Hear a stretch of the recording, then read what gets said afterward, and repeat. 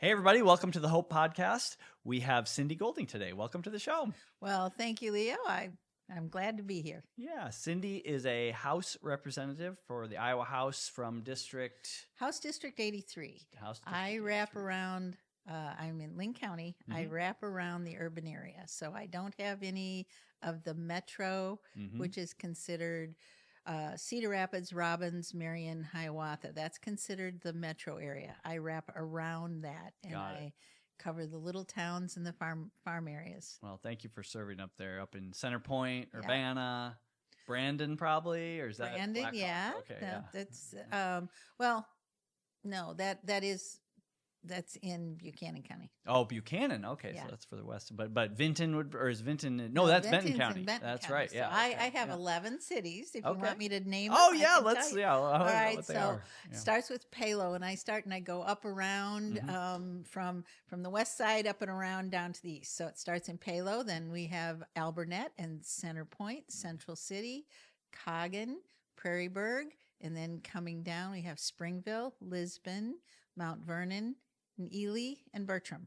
Oh wow! Okay, so it really does So wrap. it wraps around. Yeah. Oh, wraps okay. Well, very around. cool. So, and you've been in office since 2023. Yes, I have. Cool. Well, we're really glad to have you. I know my parents are really glad to have you. They're your constituents. As I are my love your siblings. parents. Yeah. They're cool.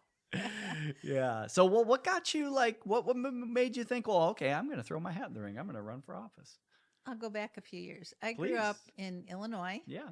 In a little unincorporated community that was down along the Fox River. Okay. And the community next to us was Fox River Grove, and they kept wanting to annex us. Okay. My parents said no, it wasn't a great idea because all they wanted was our beach on the river. We'd pay more taxes and not get any benefits. And so I learned from a very young age that, when somebody moved in, they moved in from the city or something. We were 50 miles north of Chicago. And people would move out and they'd come to my dad, who was the president of the community club, and say, "So Ollie, when are they going to come and fix these potholes?" And my dad would say, "Well, we got a truck with gravel coming this afternoon. Why don't you grab a shovel and help us?" Yeah. When are they? They is us. Yeah. And so I grew up with, it's not when is the government going to fix something, it's when are we going to handle it. And my parents' attitude was always, you don't ask the government for help. You figure out how you can do it yourself. Now, there's some needs, some people really can't. And so my parents were always willing to share what we had with those who had less. But they also, we had a little tiny company, and if some family was broke, my dad would say, "I got a job for you. Yeah. We'll help you out, but I have a job for you. We're not going to keep helping you out. We have work you can do."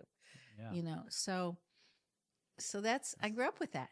That's the American mindset. Yeah. Like the true American. That is where we came from. So how did that lead to politics? Yeah. So I also grew up in a Republican county in Illinois, which is unusual. Yeah. It's north of the city. And when Chuck Percy was running for the Senate, my dad happened to, I was just a little kid, and he still worked for the company that Percy was the president of, Bell and Howell. Okay. And so my dad was the precinct person for Chuck Percy. And I, had no idea what that was, but, it was cool. Yeah, and it introduced you to politics. And then the other thing I learned was how much a vote counts. So my dad's best friend ran for road commissioner for our county. He lost by 1 vote. Really? 1 vote. And his wife forgot to get to the poll. Oh, no. So I learned.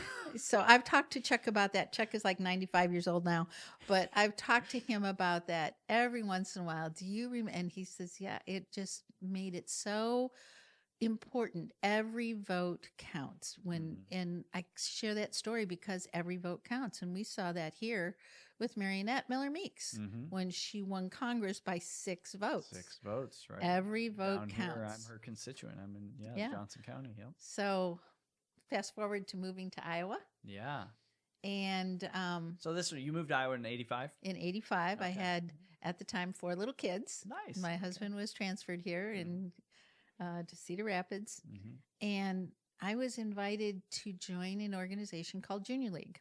Okay. I had never heard of Junior League in my life. Mhm. I had no idea what it was. But my friend says, "Hey, you can, you'll find this interesting. You'll meet people." And okay, I'm new to town. Yeah. First committee I was on was the only one that met during the day. Now I had 4 little kids, and I could do stuff during the day, but not at night. My husband traveled. Mhm. First committee was ISPAC, Iowa State Public Affairs. Okay. Now, remember, I came from Illinois. In Illinois, you didn't even know who your representatives or senators were or anything like that. So first thing I'm assigned is, because I'm the new kid on the block, is here's the list of people we need to invite to the opening of the science station. Okay. Okay, so I don't know anybody. Yeah. So here's this list. Top of the list is governor's office with the phone number, and then the Secretary of State on down the list. I didn't know these people. I didn't even know their names. Yeah. Yeah. So I call the governor's office, and the person says, "Terry here." And I said, "Well, may I have the governor's planner?" He said, "This is the governor." Oh, well, sir. Terry Branstad? Yeah. Oh, wow. So that's, yeah, it was a fascinating experience. Man. So I told him what it was and that we were doing this. And he said, "Well, I think maybe," I told Chris I'd watch the kids. And I'm thinking, Chris, that must be his wife. I don't know. Yeah. Who knows? Yeah. So no worries. I've got 4 little kids. Why don't you bring the kids? And we'll have somebody to watch That's the kids. great.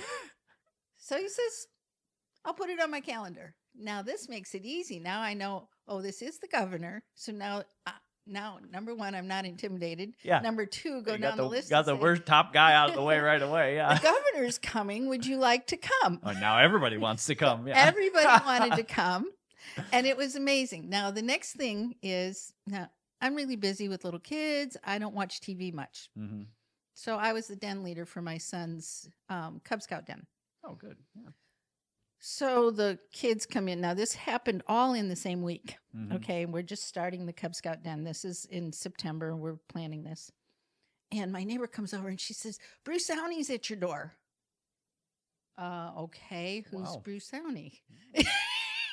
Oh, man. So his son was in my son's class and in the den. Oh, wow. So I'm asking her, "So who is he?" She's telling me, he's all the Iowa celebrities. So- You don't even know it. And so he comes in to pick up TJ, and I said, "Well, Bruce, the governor's coming to this thing at the science station. Would KCRG be interested?" And he goes, "Well, I'll check. We'll see." So I get to go to the meeting. Now, they assigned me this just a week before, so I've gone out. So I go to the next meeting and say, "Well, I got the governor, and KCRG is going to cover it," and they think immediately I'm connected. Yeah. Obviously. I just had Sure dumb seems luck. that way. Yeah. So that started a very interesting journey in Iowa politics. Yeah. Wow. So But it you're was kind just of, by dumb luck. but it's not, I mean, like you can kind of see God's hand in the story Oh, too. yeah. It's like from your childhood, it's like you don't even know how, you don't think about interpreting your life when you're a kid, but I can see God's fingerprints on your life, Absolutely. getting you involved in civics and through your parents, training you up, and like, no, it's a citizen's responsibility first and foremost to lead the community and take care of it. And the government it's not their responsibility to solve every one of your problems. And So it just continued from there. And people would call me and say, "Hey, how are we going to fix this?" Well, I don't know. Get your neighbors together, and here's, I'd help them look up what they needed. And so we were able to do some things that nobody thought was possible. really, just up in your community, or Well, I'll give you a couple examples. Yeah, We have one of the biggest builders in the state was focused mostly in Cedar Rapids area, and they had purchased property right next to Kennedy High School, okay, and they had planned to put in low-income government-subsidized apartments. okay, Well, coming from Illinois, that had just happened at my home high school 15 years earlier, where my little sister was in high school and said, "Oh my gosh, it changed. Drugs are being sold there. Changes Everything everything, changes right. everything, and it's right next to the high school." right, So when this was happening, I thought this is really bad. It was only a couple blocks from our house, but it was right next to the high school. So I said, I don't think this is a good idea. Well, they pretty much do whatever they want in Cedar Rapids. I went, well, they don't have to. Yeah. So what I did was called a bunch of the neighbors, Mhm. and I was in what's called a babysitting co-op. Oh, okay. So we Sure. shared babysitting with each other, and there were 30 people on my babysitting co-op list. So at the Oh, that's meeting, I great. said, Okay. our kids will be in that high school in a couple years. Mm-hmm. Do we want a drug-infested nest right next to the high school? Right. No, we don't. So I got a bunch of people to go to planning and zoning. Mm-hmm. And guess what? They didn't get to put in They low turned income. them down. They turned them down. They Wow. required them to do something different. Mm-hmm. And the family was really upset with me. Yeah. Oh. But in the long run, they made a lot more money because they put in single family homes that they could sell for a lot more.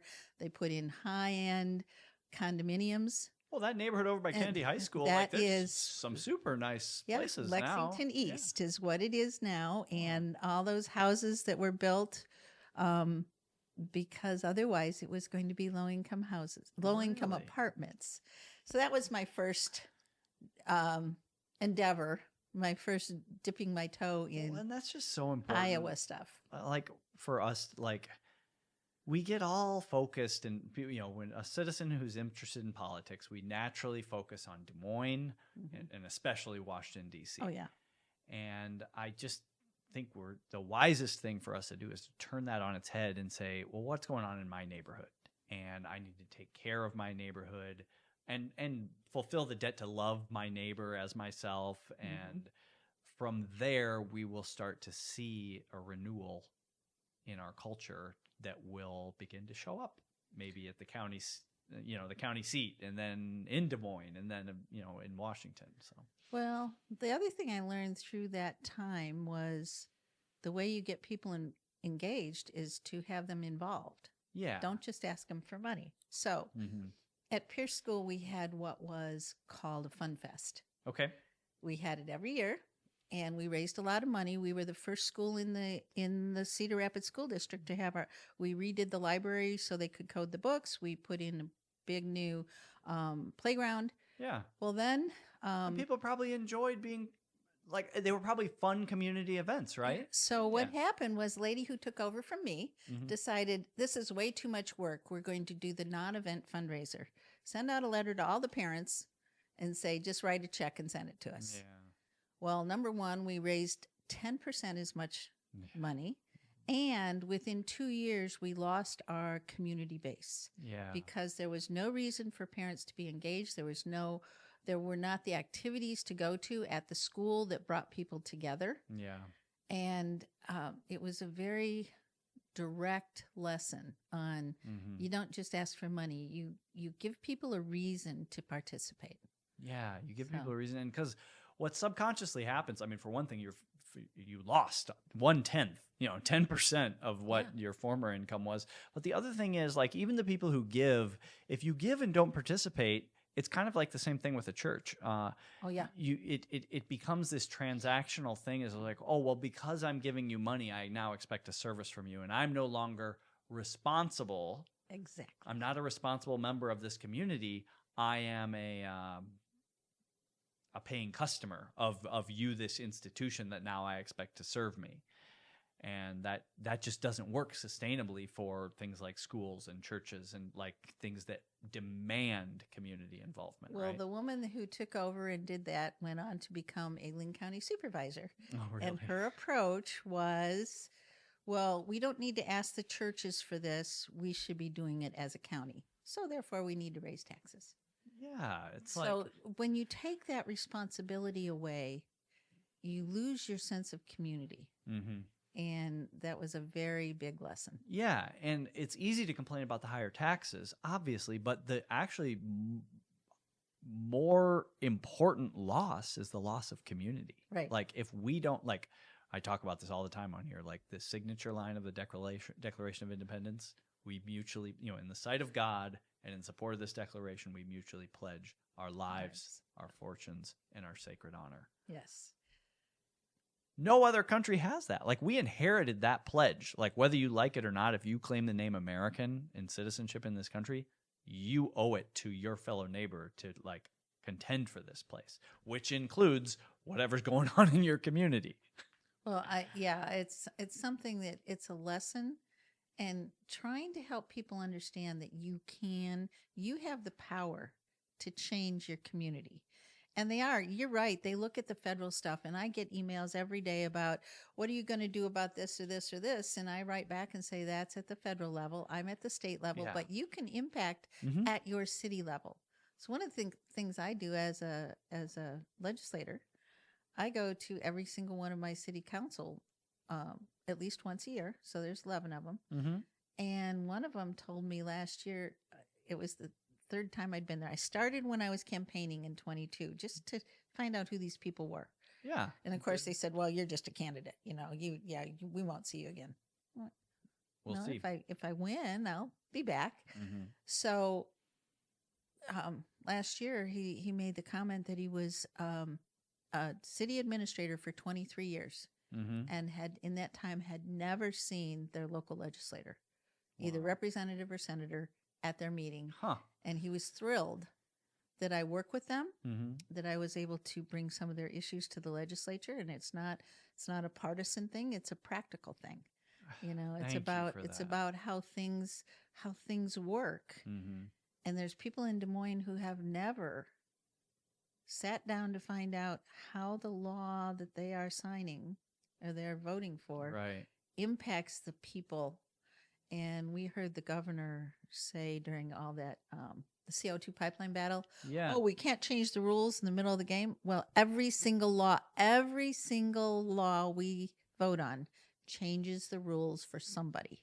Yes. Every single thing. Argument. Well, I gave her a whole list of all the laws that she had signed that changed people's businesses. By definition, you change a law and you're changing the rules in the middle of somebody's game. Yep. I love Kim. That wasn't real popular when I gave her the list, 3 pages of here's laws you signed, not that the legislature, but that she signed as governor. That changed the direction or the profits for companies. Because I had business owners. I said, tell me what changed, when it changed, and how it changed your business. Yeah. So how do you decide, like, when you're looking at, a bill, like, what to throw your support behind, because, there's an unending amount of things you could work on or you could support. So how do you decide where to, like, invest your power as a legislator? Well, there are 2 things you have to take into consideration. The one that are the most important to my constituents, and the second is, what committees do I serve on? Okay. Yeah. Because if I don't serve on the committee, then I have less influence on the bill getting passed. Right. But just I'm very vocal in caucus. For the benefit of people listening, could you describe how the committee, like, what are the committees, and how is it structured in the legislature in Des Moines? Like, what does it mean to be on a committee, and how does that affect what bills get passed? And a lot of people just, I think, have no idea how things work. Well, I thought I did because of things I had worked on, as a volunteer and taking things to Des Moines and stuff. And I really didn't know. And I'm still learning, by the way. I'm still learning. That's so, let's just talk about the life of a bill. Okay. So if I have an idea for a bill, this is like Schoolhouse Rock, right? Yeah, like Schoolhouse Rock. The Saturday morning cartoon. let's just say transactional gold, because I wrote that bill as a companion bill. When you hear companion, it means you have a bill, identical bills in the House and in the Senate. So I've written companion bills with several like-minded legislators. Yeah. So we'll take transactional gold. So wrote the bill.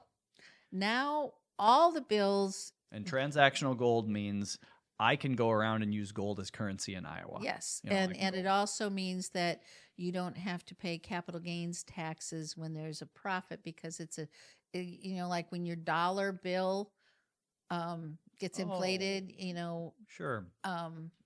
That's a major thing. So if I buy, like, my dollars, if I just leave them in my bank account or in my wallet, they're being devalued by inflation. Yeah, and you're not getting a tax credit for that. Yeah, you're not getting it. So good point. So one of the points of this bill is, for those of you who want to put your money in an appreciating or at least a stable asset, i.e. gold, you can do that. But the way the law works now is, when gold appreciates in value, when you sell it, there's a capital gains tax on the amount that you gained. Yes. And you're saying like that's not fair because if you leave it in your wallet as dollars, it's being devalued. So shouldn't Iowans have the right to put it?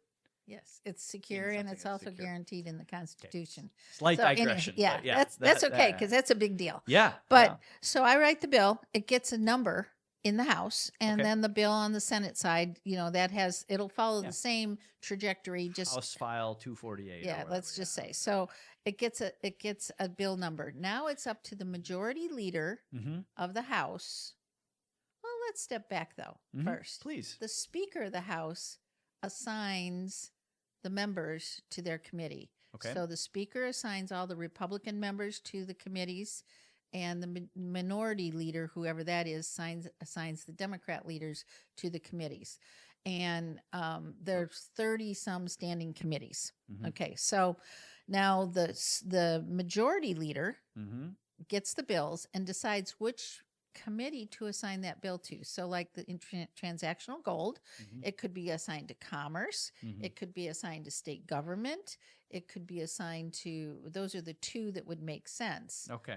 But they may decide to put it someplace else. They could put it in education if they want to. They could put it in ways and means. They could put it in appropriations. They could put it anywhere. Okay. Anywhere they choose. How many are there committees? There's 30. So there's a lot. 32, I think. Okay. There's appropriations subcommittee. There's just all kinds of. Yeah. Okay. Yeah. It takes probably took a long time to get used to it. Yeah, it did. So once it goes to the committee, then that committee chair, who has been assigned by the Speaker of the House, who is Pat Grassley right now, right? Yes, Pat Grassley. So and assigns the committee chair, not just people to the committee, but also makes the chair assignment. The committee doesn't vote on their chair. Okay, so the Speaker assigns the committee chair, and so this bill, transactional gold, got assigned to Commerce. Okay. Then the Commerce Committee chair decides, am I going to assign this bill to a subcommittee? Okay. So a subcommittee is made up of 2 Republicans and 1 Democrat. Okay. If the majorities were switched, it would be the other way around. Yeah, but of course, the people in the majority want to make sure they have enough votes to decide what happens in the subcommittee. That's the way it works. Yeah. So the subcommittee is the only place the public can input on the bill. The public can speak to the bill in a subcommittee meeting. Which is super cool. Like, I think the last time I was at the Capitol or 2 times ago, I didn't even know that, but I was walking around with Mark Cisneros from Muscatine. And, Mark, yeah. Yeah, he's great. And he was telling me, like, oh, I got to go into a subcommittee. You want to come in here? And I'm like, we can just do that? Yeah. And, like, I'm just so pleasantly surprised so many times in the Iowa Capitol building of how accessible you are in the government. Like, I can go, I can talk to you. I can talk to a guy like Mark. I can, and I mean, probably the governor doesn't pick up the direct governor's phone anymore. Like, that's probably changed since you called Terry Branstad. I called in the evening thinking I was going to leave a message, and he just picked up the phone. That's so crazy. Yeah. But in Iowa, if you want to be involved, you can be involved. Absolutely. And there's no locks on that Capitol building door. I mean, now when it's open, you can just open to the public, walk in, and all of the representatives and legislators are walking around. You see the governor walking around, the Secretary of State, the Attorney General. Yep. Probably not Rob Sanders. The auditor doesn't show up. I haven't. I've only seen him when he had some speech to make. Right. Or when we called him to the Oversight Committee meeting. Yeah, right. Which is another story. But anyway, back to the life of a bill. Yes, so the subcommittee then, the subcommittee chair has the authority to either call a subcommittee or to kill the bill. So now thinking about this, the majority leader has the ability to kill the bill.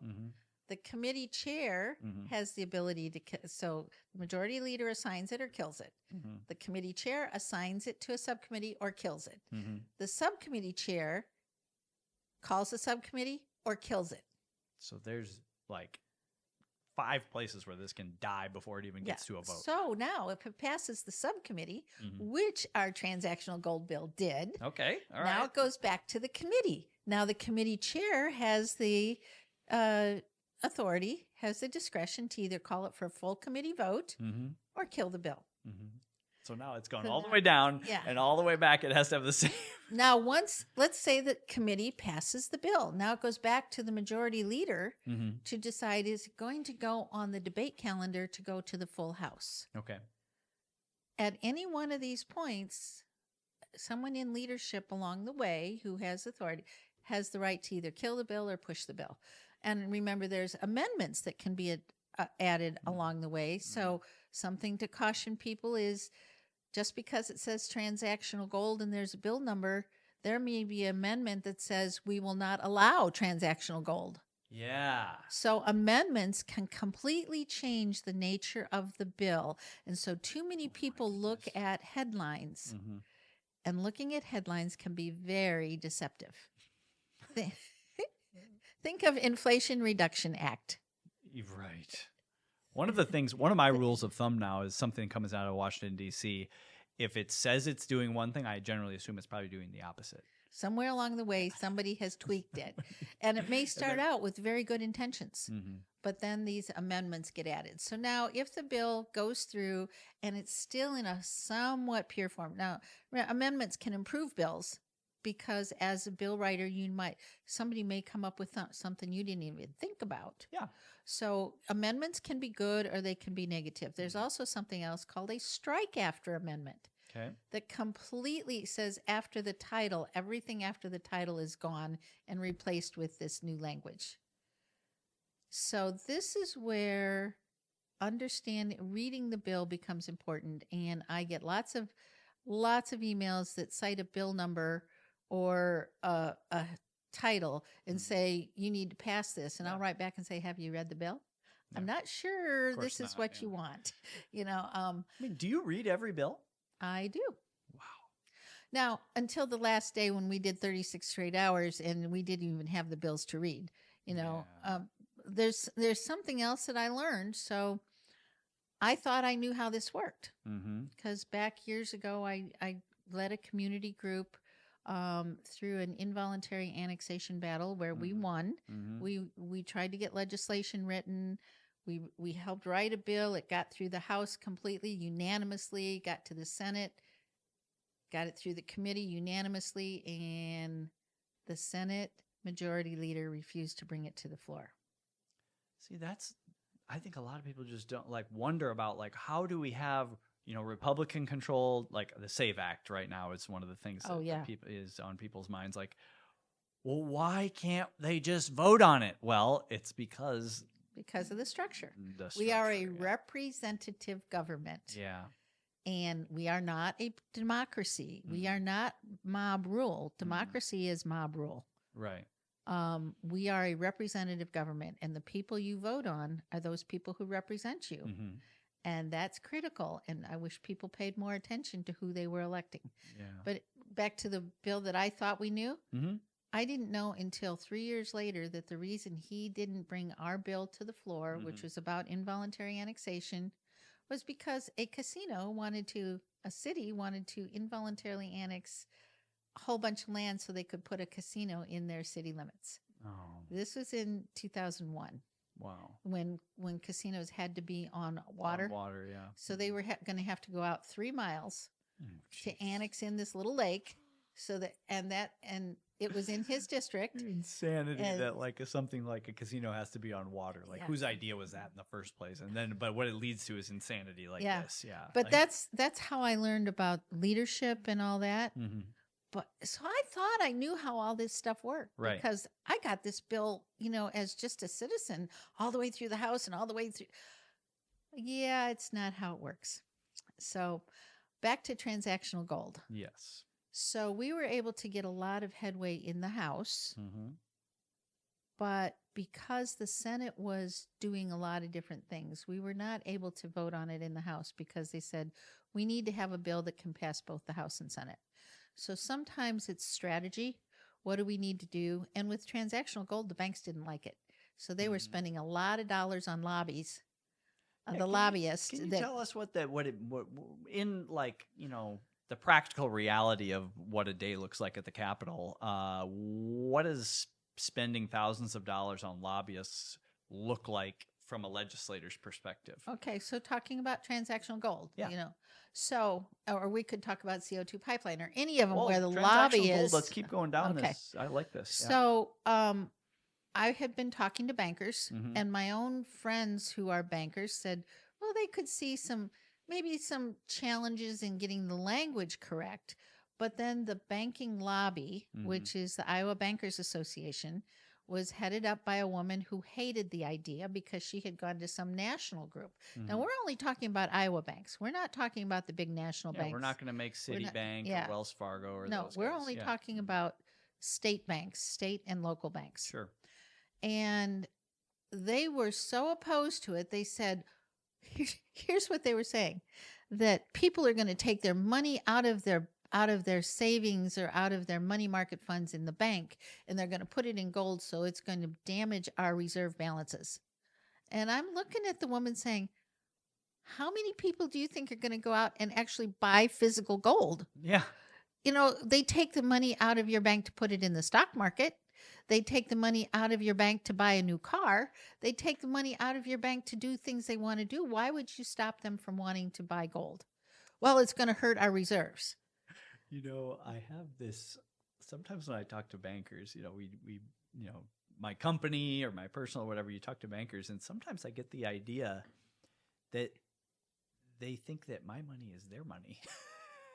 Well, and somehow I have to ask permission for them to get my money from them. I'm like, what? I learned something that it actually is their Really? money. You are just signed on as a beneficiary of the money, that once you put it in the bank, it's called the UCC bill. Really? The UCC, have you heard that in contracts? Uniform Commercial Code. Okay. Uniform Commercial Code. There is a section in there Mm-hmm.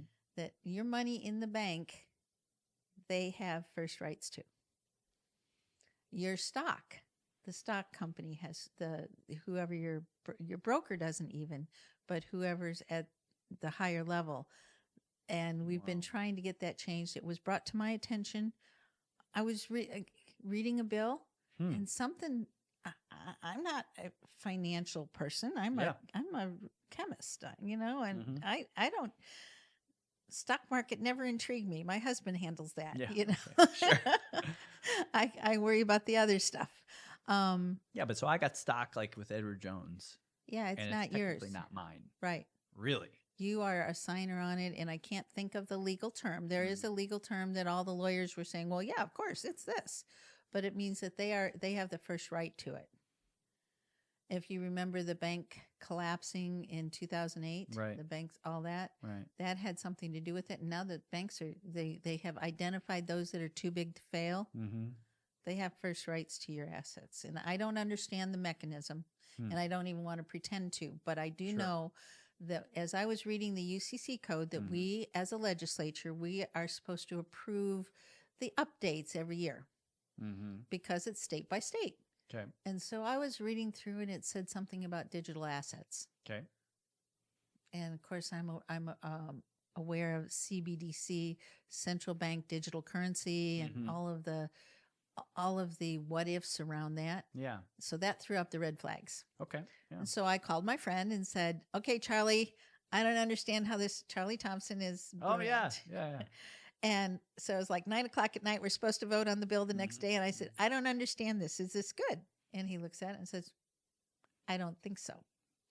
So, but he hadn't had time to read it because he was working on other stuff. And we kind of share who's reading what. And so there's a lot coming at you all the time. And I one of the things as I've gotten to know what your world is like a little more, is I just wonder how do you even keep track of all this stuff?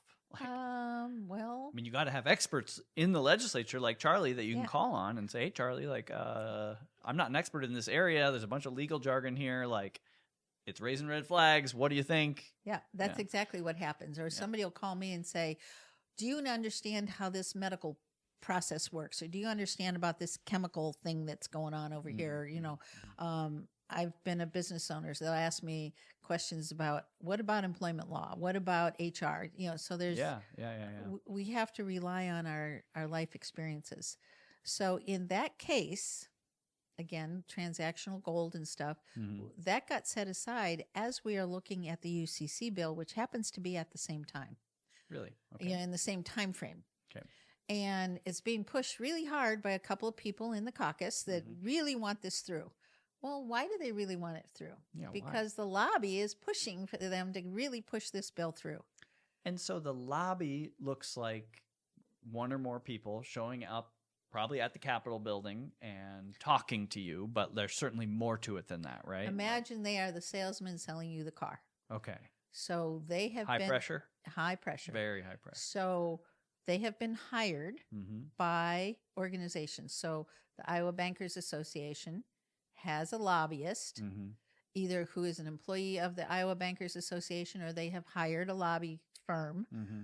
who then looks at their issue, and their job Mm-hmm. is to talk with every legislator and say, this bill, we want this bill passed, or we want this bill killed. And here's why. Okay. And so the lobbyists are individuals, but there are firms that have 4 or 5 people who are at the Capitol every single day. They may represent 15 different organizations. Mm-hmm. So you got to find out they're talking to you about this bill today. Who are they representing today? Okay. Who are you talking to me about today? Yeah. Yeah. Okay. And there's also, Oh, so they're the same. I mean, I guess that makes Yeah. sense, right? Like you, if you're, most of them are lawyers. if you're trying to influence the legislature, you want to hire somebody to lobby for you that already has relationships with the legislators. So that's Yeah. why that would happen, or one And most reason. of the lobbyists are lawyers. Okay. So they know how to manipulate the language in the bill. And some of them, so you learn over time who you can trust and who you can't. Mm-hmm. So a lobbyist may be representing somebody that I'm on the other side of the bill. Mm-hmm. And they know, but I can trust that what they're telling me is true. It isn't a half truth. They're not trying to manipulate you. There's certain ones that'll shoot you straight, even if they're have a different conclusion about the issue than you do. Yes, and they know that I'm not gonna. If I tell them I'm going to vote on a bill, yes, they know that I will, unless there's an amendment put on that I can't support. Mm-hmm. If I tell them no, they keep working on me, but they know that I'm not mincing words with them because one of the things that will happen is legislators say, sure, I'll vote on that bill, and then when it comes up, they vote no. Yeah, it's always easier to say yes. Yeah. I think. So back to transactional gold. The lobbyist for the Bankers Association was very upset, thinking it was going to take their revenue. Their revenue, like So their customers' money. Yeah. So we're starting to talk now. So that was in 23, then 24, then 25. We're that learning more. lobbyist argument is actually making me more convicted that it needs to be passed. It does need to be passed. So we're talking about, and they also went to our state treasurer telling Robbie Smith, "Oh, you don't want to do this. You'll have to be responsible Of course, for you it." get the treasurer all freaked out, and then And so Robbie was like, "Yeah, hey guys, I'm just not sure I want to do this." So now, what we have to do in every piece of legislation, whether it be transactional gold or other things, it's an education process. Letting legislators, our peers, understand why it's important, what it's impacting. Yep. And as it takes longer for a bill to pass, you start finding out what are some of the unintended consequences. Right. So bills that go through too fast, a lot of times, have serious unintended consequences.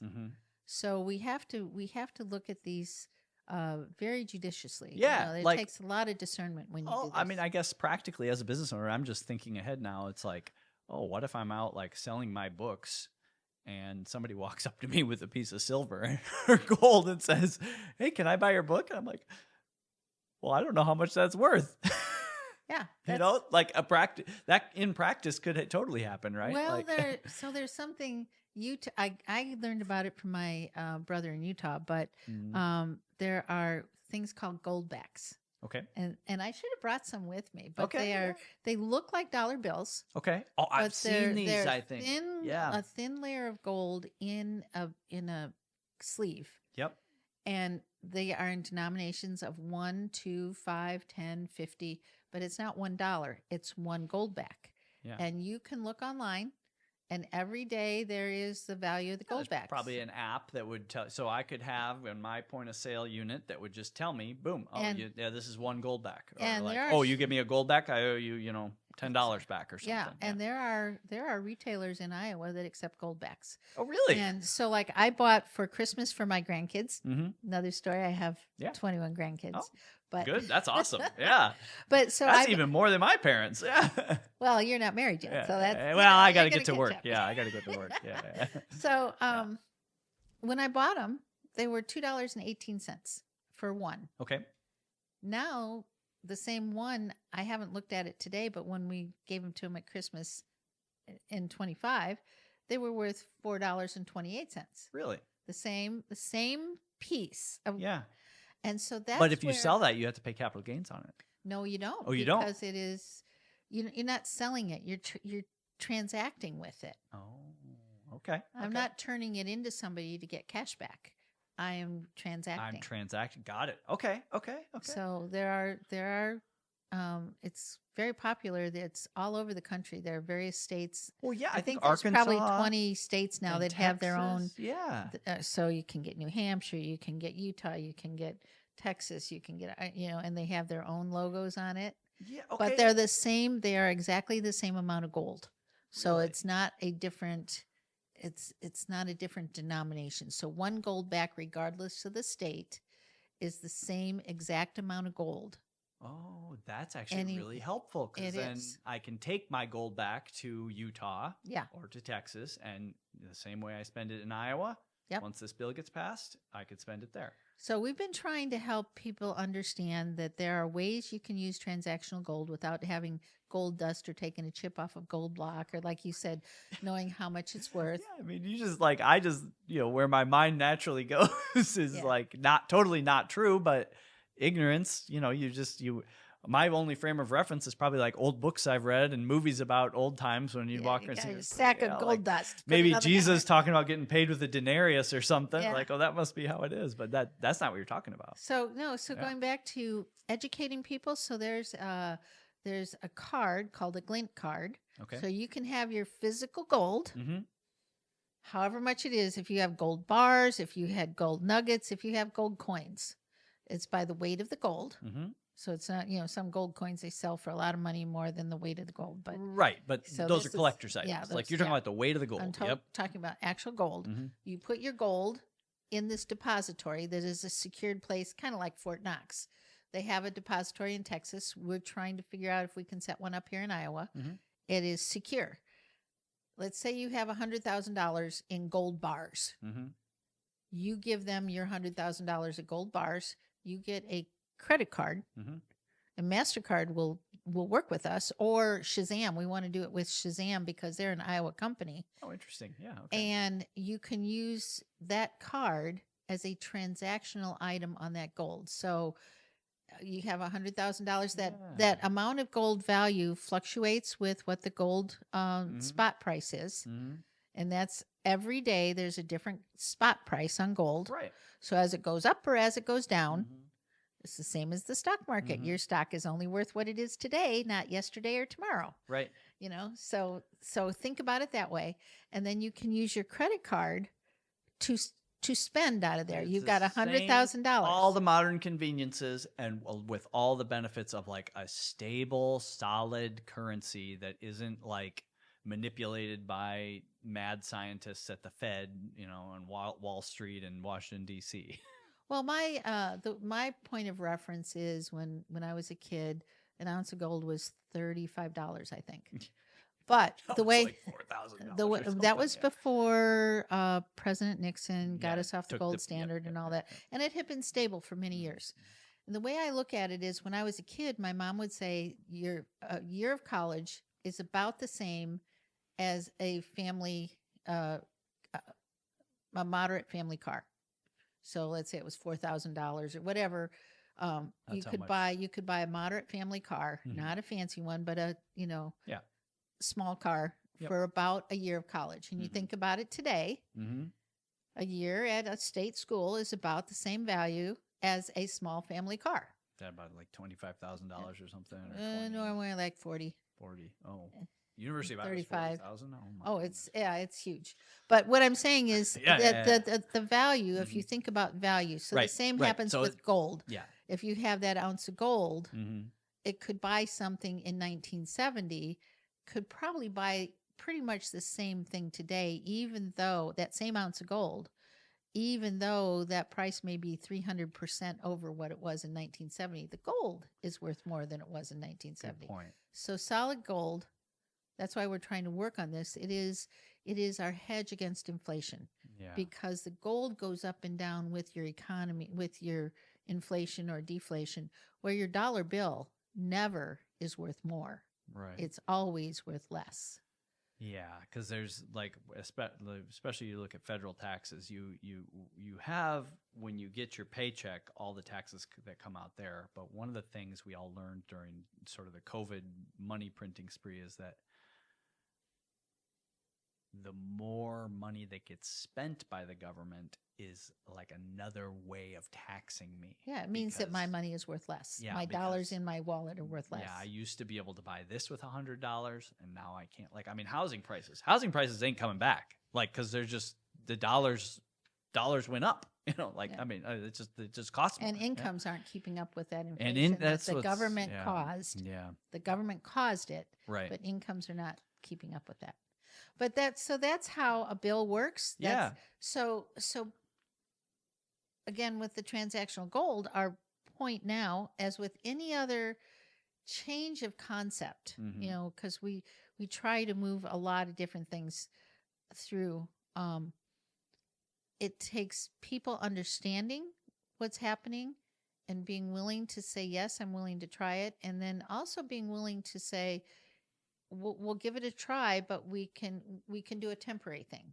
That's why there's some bills that have a sunset on them. Yeah. You know, that we'll do this until 28. And if it works, then we will continue. If it doesn't, it's done. Right. You know, so think of the school choice bill. Okay. Yeah. That started in 2017 when Governor Reynolds became governor. Was that 20? Oh, it didn't get passed in 2017, No, but that was when we started working towards that. Yeah.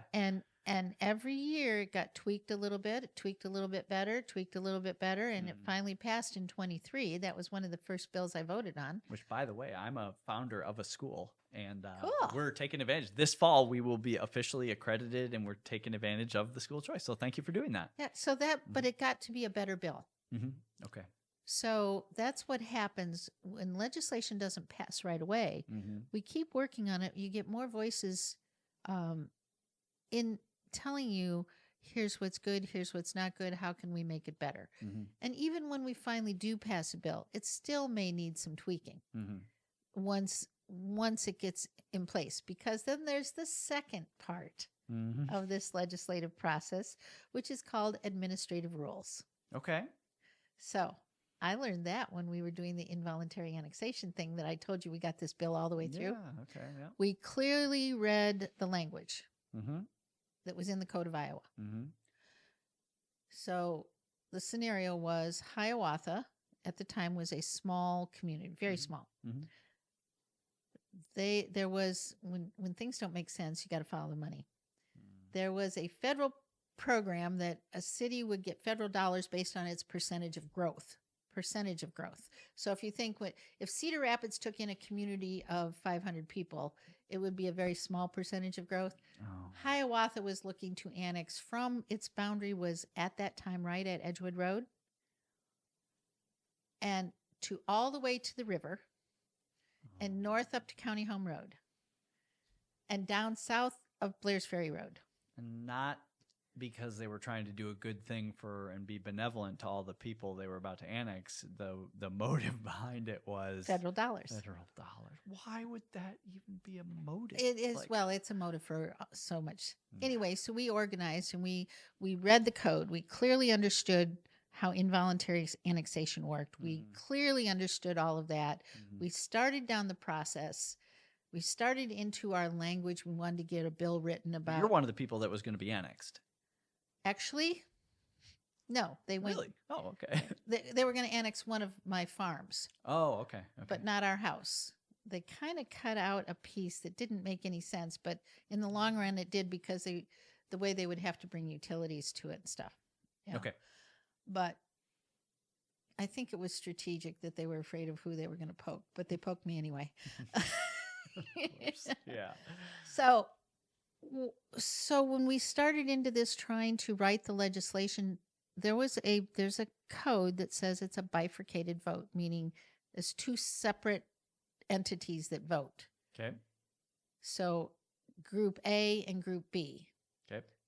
If Cedar Rapids wants to annex in Bertram, the people in Bertram get to vote, and the people in Cedar Rapids get to vote, and it must pass in both. That's called a bifurcated vote. Seems fair. Okay. For this involuntary annexation of county area, which had more people in it than about 50% the number of residents as Hiawatha, it's not a bifurcated vote. Oh, they just get to They tell just you. get to tell us. Oh, you're ours now. So we were going to get a bifurcated vote. You know, and what are the consequences of like what was going to happen to you or your farm or this people? They that were going to lived in annex this, us in, and we were property going to have taxes to pay property and things taxes, like that. Okay, but they weren't going to have to do anything. Oh, what?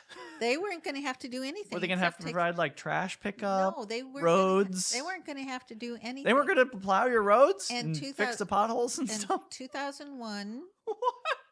Yeah, they probably would have had to plow the roads because the county wasn't going to do it anymore if it was so annexed. there were in. a handful of things. Yeah. But what difference does it make to you? The county's doing it already. Like, yeah. So we get into this and we find out there is a whole different interpretation of the code in what's called the administrative rules. The deep state. Yes. So you have a code that says X. Then the administrative code says, well, maybe X unless it's Y, unless it's Z, unless it's, then maybe not.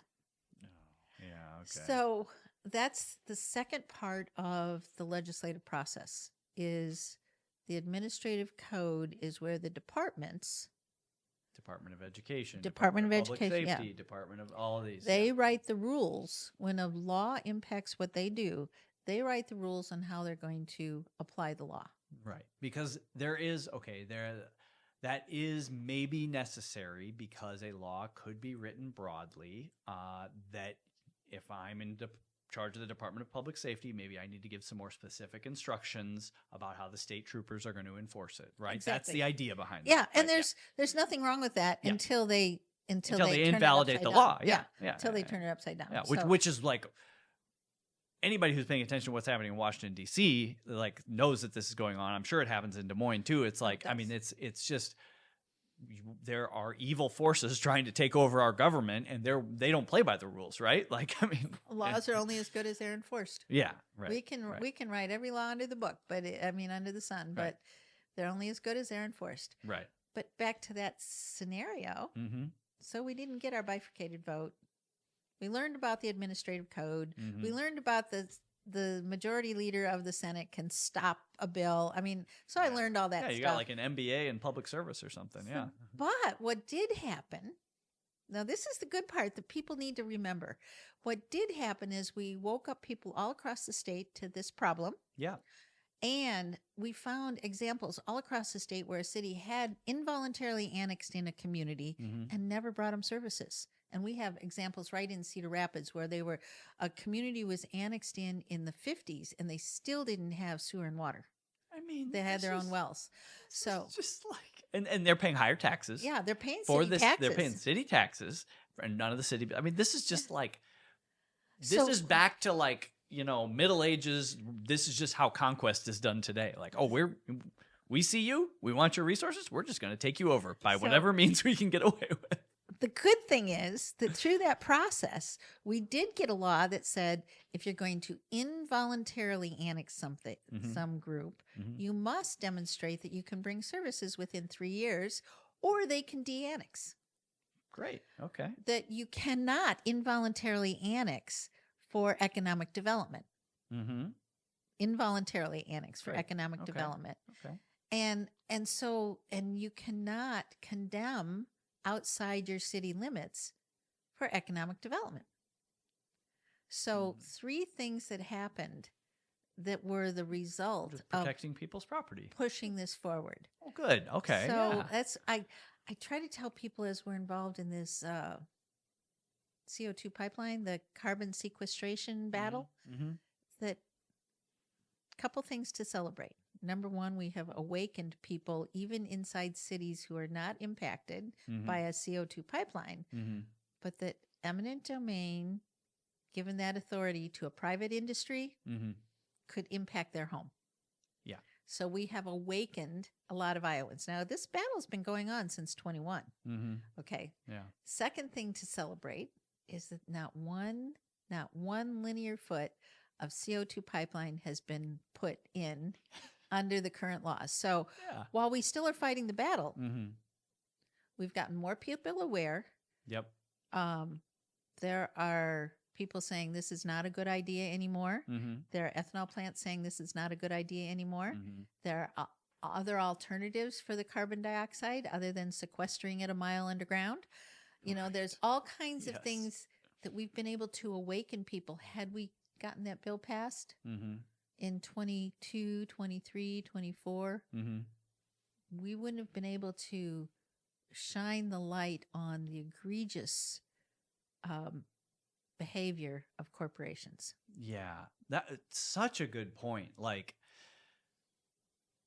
I think God lets things play out like that to teach us things. Oh, I do too. Yeah.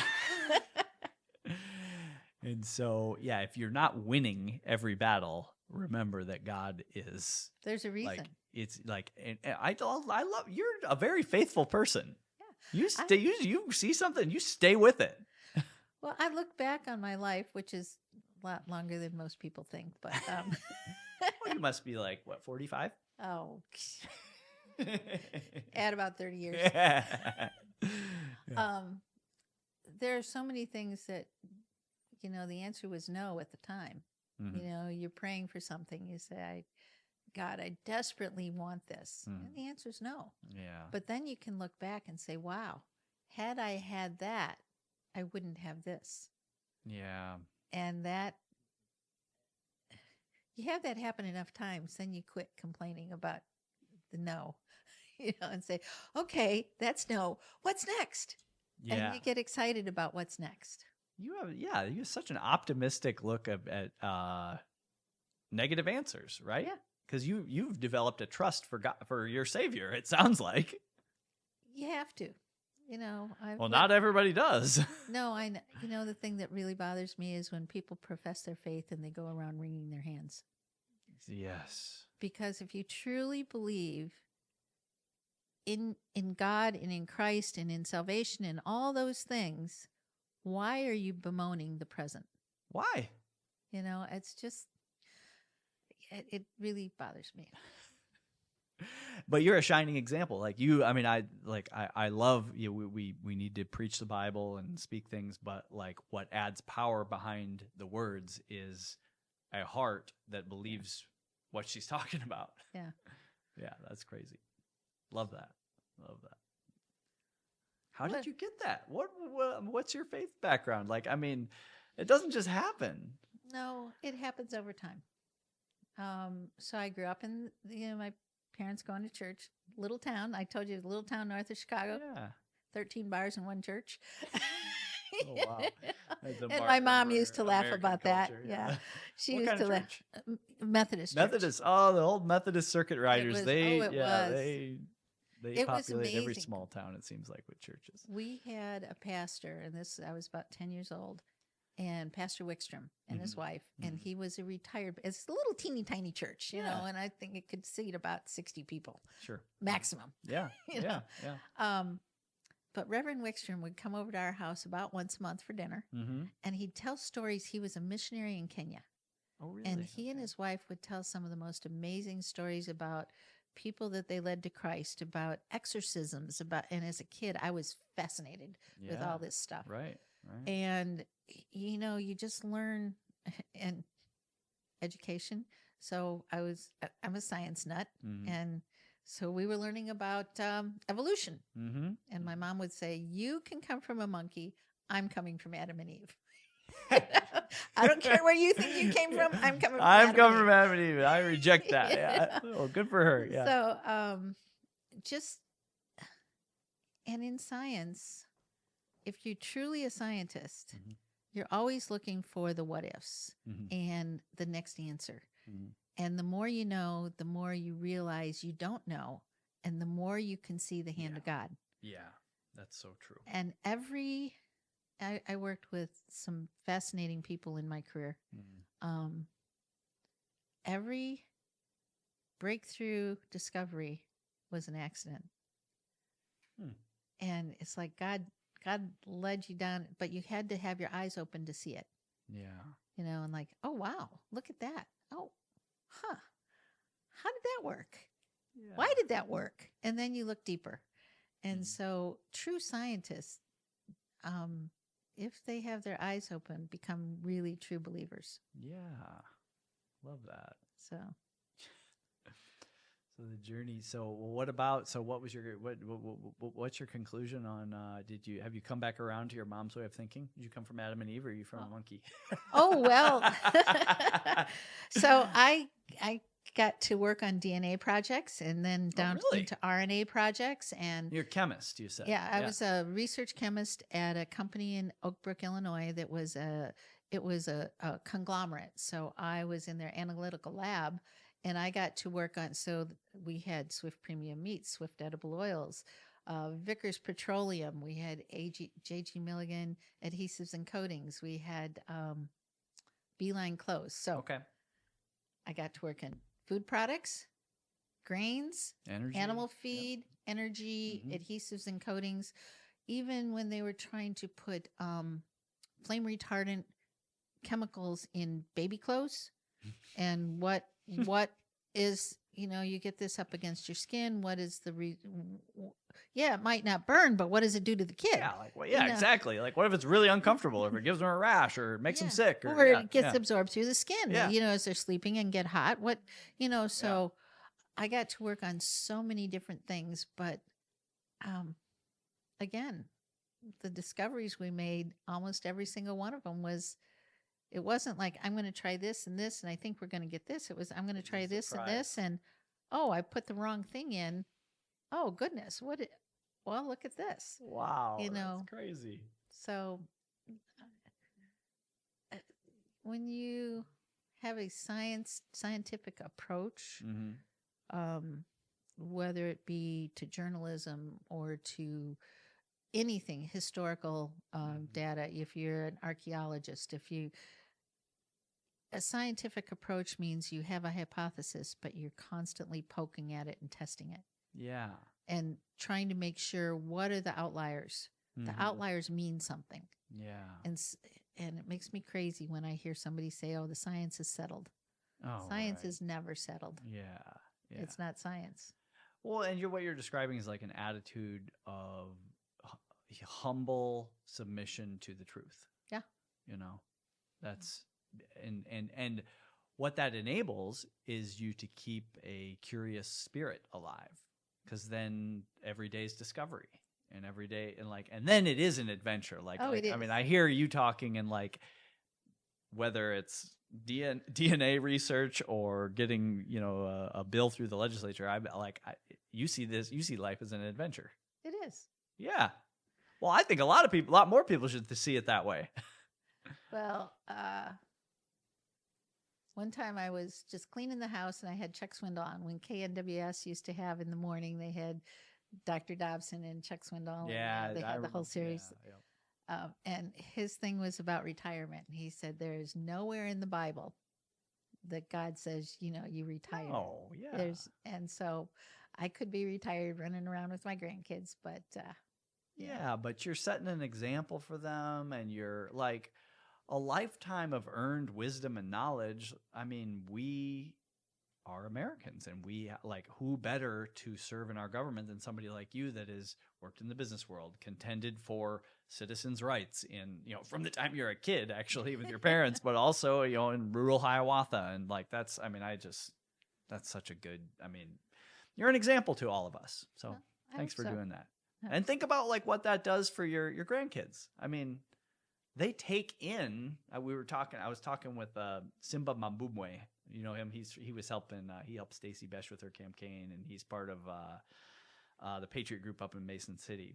And he was just talking about how kids they just take the suggestions or the signals, the information that they get, and we have to be intentional about what the information we feed them. That's why I've worked so hard on our education system, Yeah. because what they're feeding our kids is not necessarily what the parents think they're getting.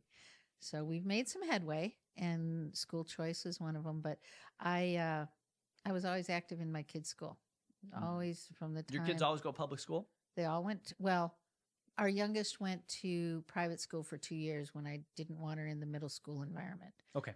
But for the most part, your yeah. 6 kids were all public school educated. Okay. But I was active with them from the time they started. Mhm. I coached, I mentored, I proctored tests, I did lots of stuff. I was a youth leader, youth pastor for many, many years. Worked directly with the kids and could see what they were learning, and had to do some course correction on some of the stuff they were bringing home. Like, hey, yeah, that's what the textbook says, but let's look a little deeper and let's dig in a little more. Yeah. And my youngest graduated in 2010. And it's a scientist's mind that led you to do that, and absolutely. and they empowered you to lead them through critical thought, right? Yeah. And that critical thinking process is something that we should be teaching students instead of rote memory is good for some things. Yeah. Okay. Memorize spelling, memorize multiplication tables. I mean, that can be helpful, absolutely. But learning how to evaluate concepts is different than learning facts. Yeah. You need to know your capital states and capitals, but maybe evaluating how a law is going to impact is very different.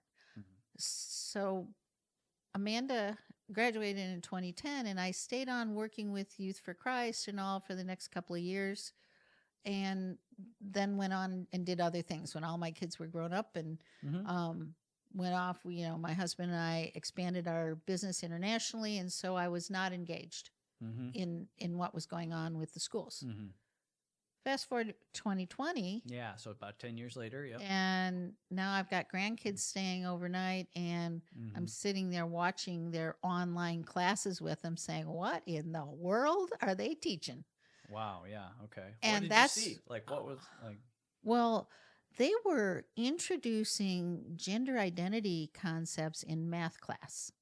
What? They were introducing CRT concepts, critical race theory, in every discussion.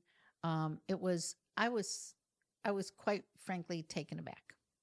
Wow. And said, we have to really look at this. Now, at that time, 5 of my grandkids were being homeschooled, so I wasn't too worried about them.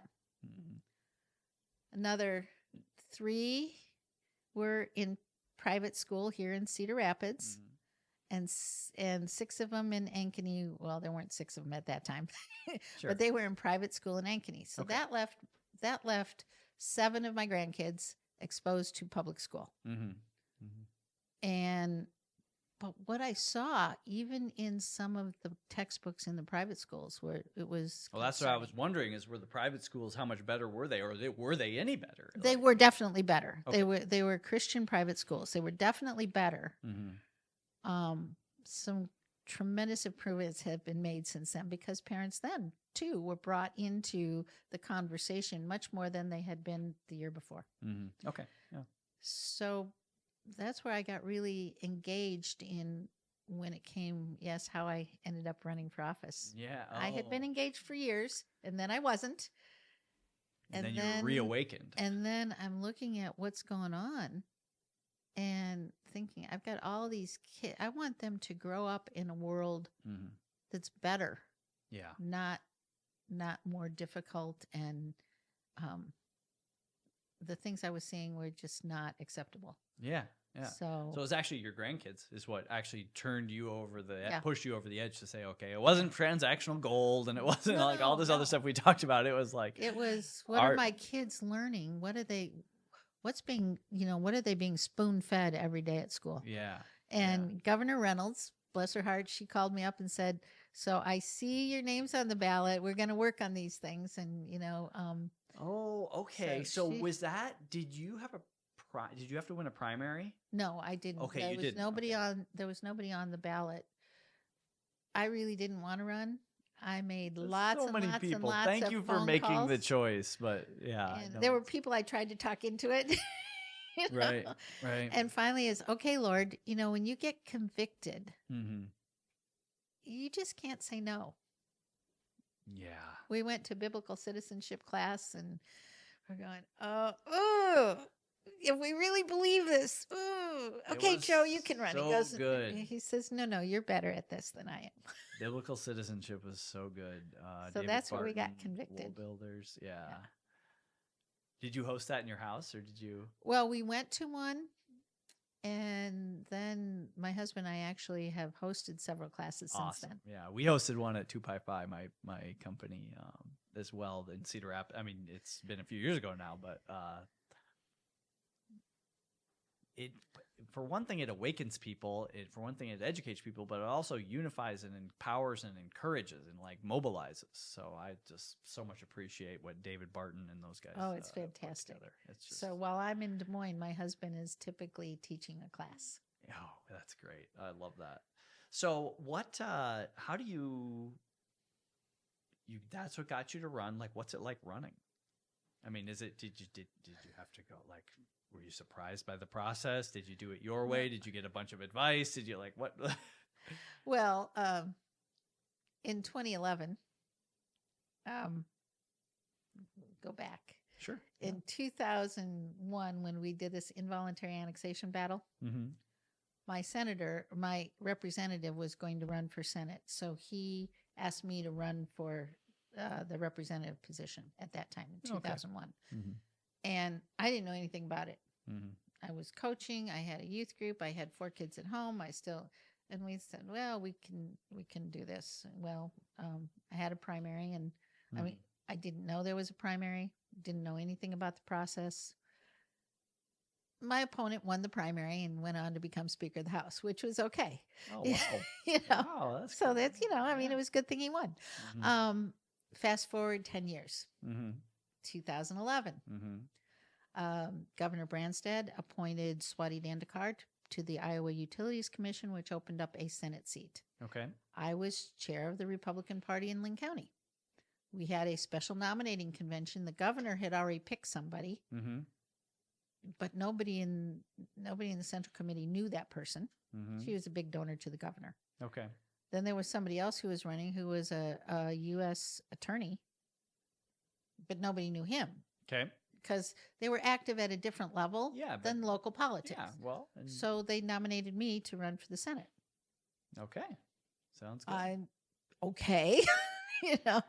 So I ended up in a special election, which is a very short-term process, running against Liz Mathis, who was very well known. She had been a news anchor and everything. But it kind of introduced me a little bit more to the real campaign process, because people were engaged in it, other than just me running in a little primary that was just my family and me. Right. So the party was involved, because if I won, it would have given a Republican majority in the Senate. Oh, so at the time, really big deal. It was a really big deal. Okay. So that we had a Republican House, a Republican governor, and a Democrat Senate.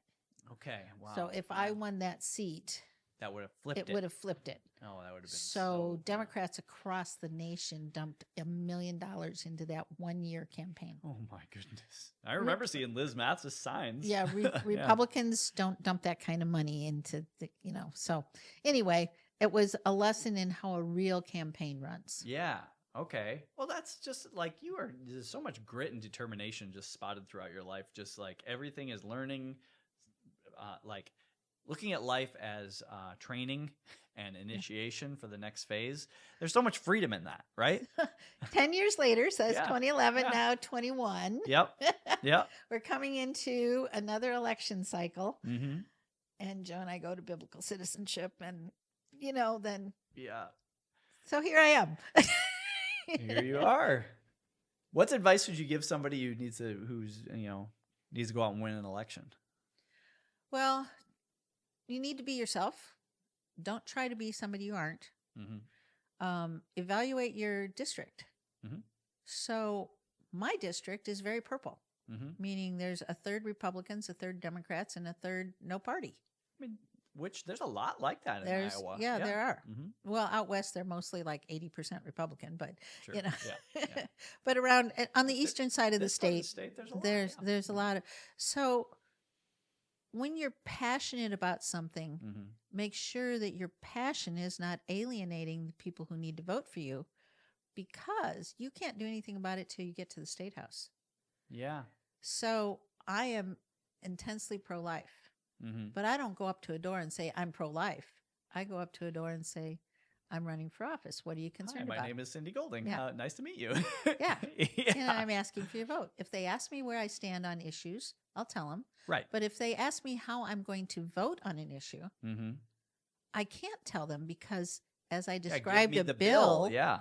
you can't go by titles of a bill. Will you vote yes for this? I don't know. What's the bill going to look like? Will you vote no on this? I can't tell you until I see a bill. Absolutely. And so those are some of the mistakes that people make, and they get caught up in it because you said you were going to vote for X. You know, I will vote my values. Hangs over your head for the rest of your career. And then some bill comes up that's poisoned with an amendment that's really bad, but people hold it against you because you said you're going to, So that is a cautionary tale. Your job is to find out, if you're running for office, find out what your constituents care deeply about and be willing to defend those things first, and also state your values clearly. Yeah. I am a constitutional conservative Christian. Yeah. That's who I am. Would you like someone like that representing you? Because if you wouldn't, you probably look at somebody else. Yeah. So be clear in your values, but not on sound bites. Yeah. That is the big problem. Zach Lane is doing a fantastic job because he's not getting caught in sound bites. He's expressing his values. Good. Yeah. Great. And, I have just watching him learn, and he is doing as not a politician. They say he's never run for office. No, but he knows. Well, like half the time we complain about people who are politicians. So but that's, he's a perfect example of, you don't get hung up on sound bites. Yeah. Okay. You're not don't make promises you can't fulfill because they're based on nebulous information or whatever. Yeah. If somebody wants to say, I'll look into it. Say, that's very interesting. Do you have some data to back that up? I'm more than happy to look into it. Yeah, give me the information. Yeah. Yeah, absolutely. What do you think of Zach? Think he's a good nominee? Oh, I like him. Really? I really do. I like his approach. I like his value structure. We don't agree on everything, but he also doesn't dance around something. What I mean is, if he has strong beliefs about a particular issue, he'll tell you what his baseline is, what his foundational values are. I do appreciate that. So, and again, he doesn't say, I will do this or that. He's data centers. I will do a moratorium as we learn more about them. He doesn't say, I'm going to kill data centers. Right. He says, I would like to see a moratorium so we can learn more about the impact. Yeah. Well, so I appreciate that approach. Yeah. Data centers. Oh, there's a data center in your district, right? Palo, they're trying to make one, right? Oh, yeah. Yeah. Oh, tell us, what's the deal with that one? Well, hopefully it's Is it Google? It's Google, okay, yes. Yeah. And it's NextEra. NextEra is either the largest or soon to be the largest energy provider in the country. So they are a mega corporation. Google, as you know, is a mega corporation. Yeah. Lynn County worked on an ordinance that would help protect our water and everything, and Google rejected it. And so now they are trying Lynn County has to go to Google to ask what to be done, how to take care of its own water. Yeah, that's basically what Google says. So, so Google is now that's just insanity. Attempting, yes, they're attempting to annex into Palo. So this is something that people don't understand. Okay. Cedar Rapids approved the data centers that are inside Cedar Rapids city limits. Okay. Lynn County supervisors has no authority over what is going on inside Cedar Rapids city limits. So even though Lynn County supervisors voted for a moratorium on data centers that's only on unincorporated It's county Lynn County land. land, not city land. Okay. Once it's inside the city, once they approve a data center, Mm-hmm. now that data center needs energy. Mm-hmm. The Iowa Utilities Commission has the authority to cite energy generation Okay. and use eminent domain and condemnation Mm-hmm. to cite that energy wherever they see fit, Mm-hmm. and the transmission lines that go from the energy source Mm-hmm. to the end user, and Mm-hmm. the pipeline or whatever that brings, so natural gas.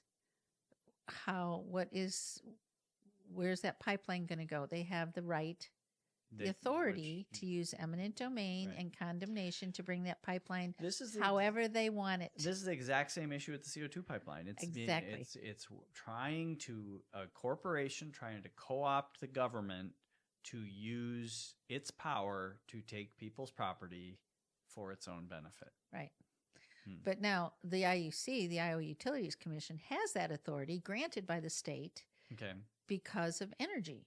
Because when they were trying to electrify the state, Mm-hmm. back in the 1900s, 1920s, 1940s, they wanted to bring power lines through. They had to have substations. They had to do those things. So they had the power of eminent domain because it is truly for the benefit of the community. Well, yeah, If the you bring Constitution says for the public good. Yeah. Right. That's what it's and there is a provision for it. We need to be able to do it, whether you want it. Obviously, public good is.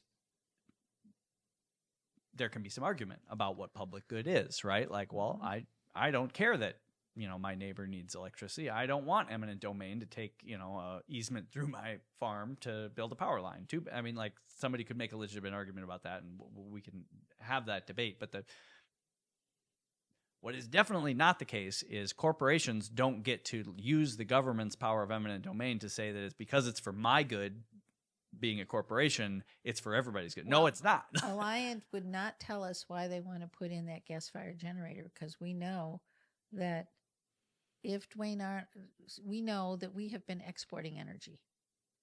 Iowa has been exporting energy for the past, dozen years or so. Oh, really? We generated more electricity than we were using. Okay. That was before the data centers. Yeah, those data centers. So they shut down. Yeah. They shut down the Duane Arnold nuclear power plant in 2020.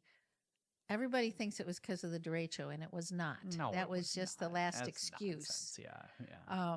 It was because Alliant did not want to pay NextEra. So Alliant is a distributor of they collect it. They don't generate it mostly. They have some, but they sold off the Duane Arnold power plant because the nuclear plant, because they weren't getting enough government subsidies from it. As things are brought online with government subsidies to try to encourage certain segments. Yeah. And then they go away over time. So just think of the insanity of what we have going on for power. We have this nuclear power plant. It works great, creates super cheap energy. It's awesome. Reliable. It's already built. It's reliable and everything. And we have insane government policies that lead our energy companies to invest in wind farms that are way less efficient, way more expensive, and an eyesore. And intermittent. And all these issues. And so the incentives in place for our energy companies are to shut down the best energy sources and to build the worst. Because they're looking at their bottom line. Yeah. So that's what happened. So yeah, that's so frustrating. So now they're trying to annex. Google is trying to annex into Palo, and Palo's trying to get their ordinance in place. But the gas-fired generator that is Morgan Valley. There's a group called Save Morgan Valley. Alliant wouldn't tell us, but we had some inside information that, if this gets approved, they're going to put in more data centers. And guess what was just announced yesterday morning? More data centers. Another huge data center they want to put a hypercenter in. Now, I want people to be Lynn aware. County? Cedar Rapids. Oh, Cedar Rapids. Oh, my goodness. Inside Cedar Rapids. Okay, yeah. But that generation is outside because the Utilities Commission has the authority to put it wherever. Yeah. Okay, yeah. So they can't stop it inside Cedar Rapids. So here's the thing people don't know. Mm-hmm. I wrote a bill Mm-hmm. for data centers. Okay. So the data center transparency bill. Mm-hmm. It was House File 2690. Mm-hmm. It asked for how much energy do you plan to use, or for data centers already existing, how much energy do you use, Mm-hmm. and what is the energy source, Mm-hmm. and what is the impact on the ratepayers. Number one, transparency. Right. Yep. Number two, how much water do you plan to use, or do you already use? Where is it coming from? Yep. And what are you doing with the wastewater? Mm-hmm. Are you going to overwhelm the water treatment plant? Are you going to dump it in the river? What are you doing with it? Yeah. Number three, You're not even telling them what to do. No, you're no, just transparency, which and is it going to cause new wells to have to be drilled that everybody in town is going to have to pay for the cost of that infrastructure? Yeah. Number three, what are you going to do with the excess heat mm-hmm. that is generated? Mm-hmm. Are you going to recycle it? Are you going to capture it and use that energy? Or are you just going to let it go up in the air? Mm-hmm. It passed the committee unanimously. Remember the process where it gets assigned to a committee, gets assigned to a subcommittee, had a couple of amendments. It passed unanimously. You even got the Democrats voting for it. Yeah. Well, so I also had in there that I wanted to know how many tax credits they were getting. That was pulled out in the committee process, so amended out. And I also wanted to make sure the tariff or the cost for energy was equivalent to the cost that it was going to cost to generate whatever they were going to have. That was pulled out. So now it's just transparency. Mm-hmm. Just tell us what you're going to use, how you're going to do it. Right. Google and NextEra didn't like it, and neither did QTS, because these are all proprietary things. Now think about proprietary. If they're asking for tax dollars, exactly, for eminent domain authority, mm-hmm. and to use our money mm-hmm. to support them, mm-hmm. how can that be proprietary? Plus, it's a public corporation. Yes. Public corporations are for the public good. And so there are all across the country, they have had, these data centers have had elected officials sign NDAs, non-disclosure agreements. I mean, which we're trying to push to say that's unconstitutional. That's you just cannot illegal. hide what you're doing with tax dollars. Yeah, that is just such, like, the fact that we even have that's I mean, that's so wrong. So my bill didn't go anywhere because they didn't like it. But so that was in February. The rage in Iowa is building against these things, I think. So I went to a meeting last week, and got to understand who's supporting this. Mm-hmm. Corporations and the unions. Okay. So we're all caught in the middle. Mm-hmm. So you've got the big unions pushing for it. Why are they pushing for it? Because they want to build it? Because they want to build it. Yeah. So the unions are pushing for it. The corporations are pushing for it. Mm-hmm. City electeds are pushing for it because they think they're going to get a lot of tax dollars. Why but then all of the people mm-hmm. are opposed to it. So I go to a meeting last week, mm-hmm. and two union guys come up to me who are union stewards and say, you know that bill of yours? We got to get behind it. And I looked at them and said, you're about 4 months too late. Yeah, come on, guys. But now when we go back in January, yeah, we can start talking again about... Yeah, these union guys, they got to live in these communities. They have to live there. You're going to have to pay the higher energy prices. You're going to have to pay... Yeah, I mean... And not only that, all these jobs that they're promising, they're coming from out of state. No, they're just bringing people in. I know. I know a guy who's working on the one in Cedar Rapids. He works for Mortensen, and just the amount of people he talks about, like, they get per diem, like, which they, that's the way they do. They find somebody they like from Minneapolis or whatever, and bring them in, and they pay them per diem to cover their travel expenses. And it's like, well, it's not even, you're not even employing Iowans, like, or a lot of the time. So my daughter worked for Mortensen, went around the country building the wind turbines until she said, Mom, they're lying to us. I can't do this anymore. Oh. My son worked for Mortensen. Yeah. Both of them, well, my son now, they're both independent business owners now. Oh, good. We need more. Yeah, we need more entrepreneurs. Yeah. So the data center is a big thing, and it's all across. It's across the nation. It's not just across Iowa. It's across the nation. What are they going to do with these things? Well, so you got to look at what's driving it. Whenever something doesn't make sense, you follow the money. Okay. Follow the money with the CO2 pipeline. Why is that? Because they get so many $85 per ton of CO2 if they bury it in the ground. Right. Yep. When a business plan is based on tax credits, That is not a good business plan Yeah, it's because insanity. things change. Yeah, right. Administrations change, things change, and all of a sudden it's a house of cards. It falls apart. Mm. So I think back into the 90s when they were trying to change tax codes, and we did something in 90s, 2000s, I forget when it was. It's called Section 179 when you get to expense your capital improvements and you get to take it as an immediate expense. Okay. Yep. Reduce your tax liability. Yeah, Yep. reduce. Okay. So if you spend $100,000 building a building Mm-hmm. and it's a capital improvement, instead of taking it over 30 years, you can take it all in the same year. If your income that year is $500,000. Now you're only taxed at $400,000. It's So that's big time. Anybody I'm a who business owns owner. a business That actually helps me understands a lot. that, but people who don't own businesses don't know this stuff. Yep.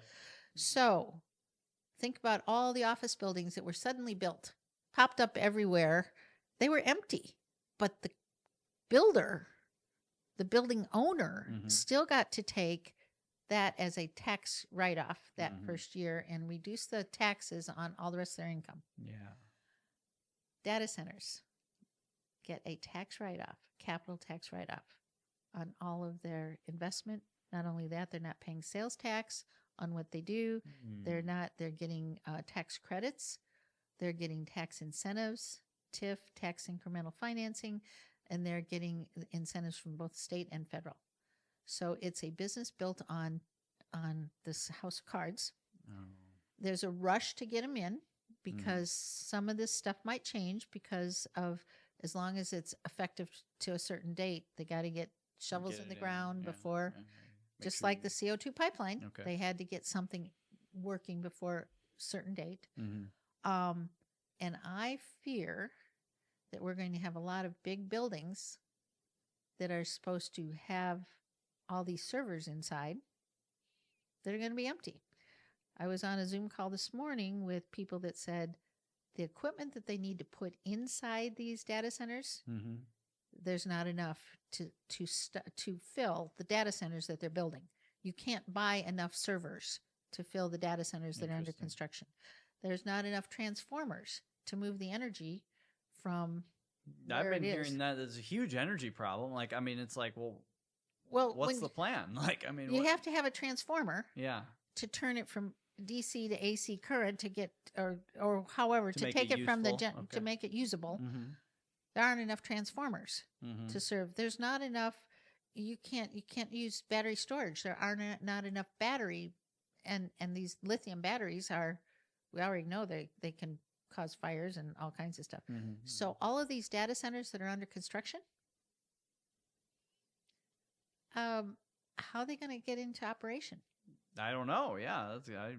But once they get started, look at all the tax credits that they think they're accumulating, and look at all the cities that may be left holding the bag.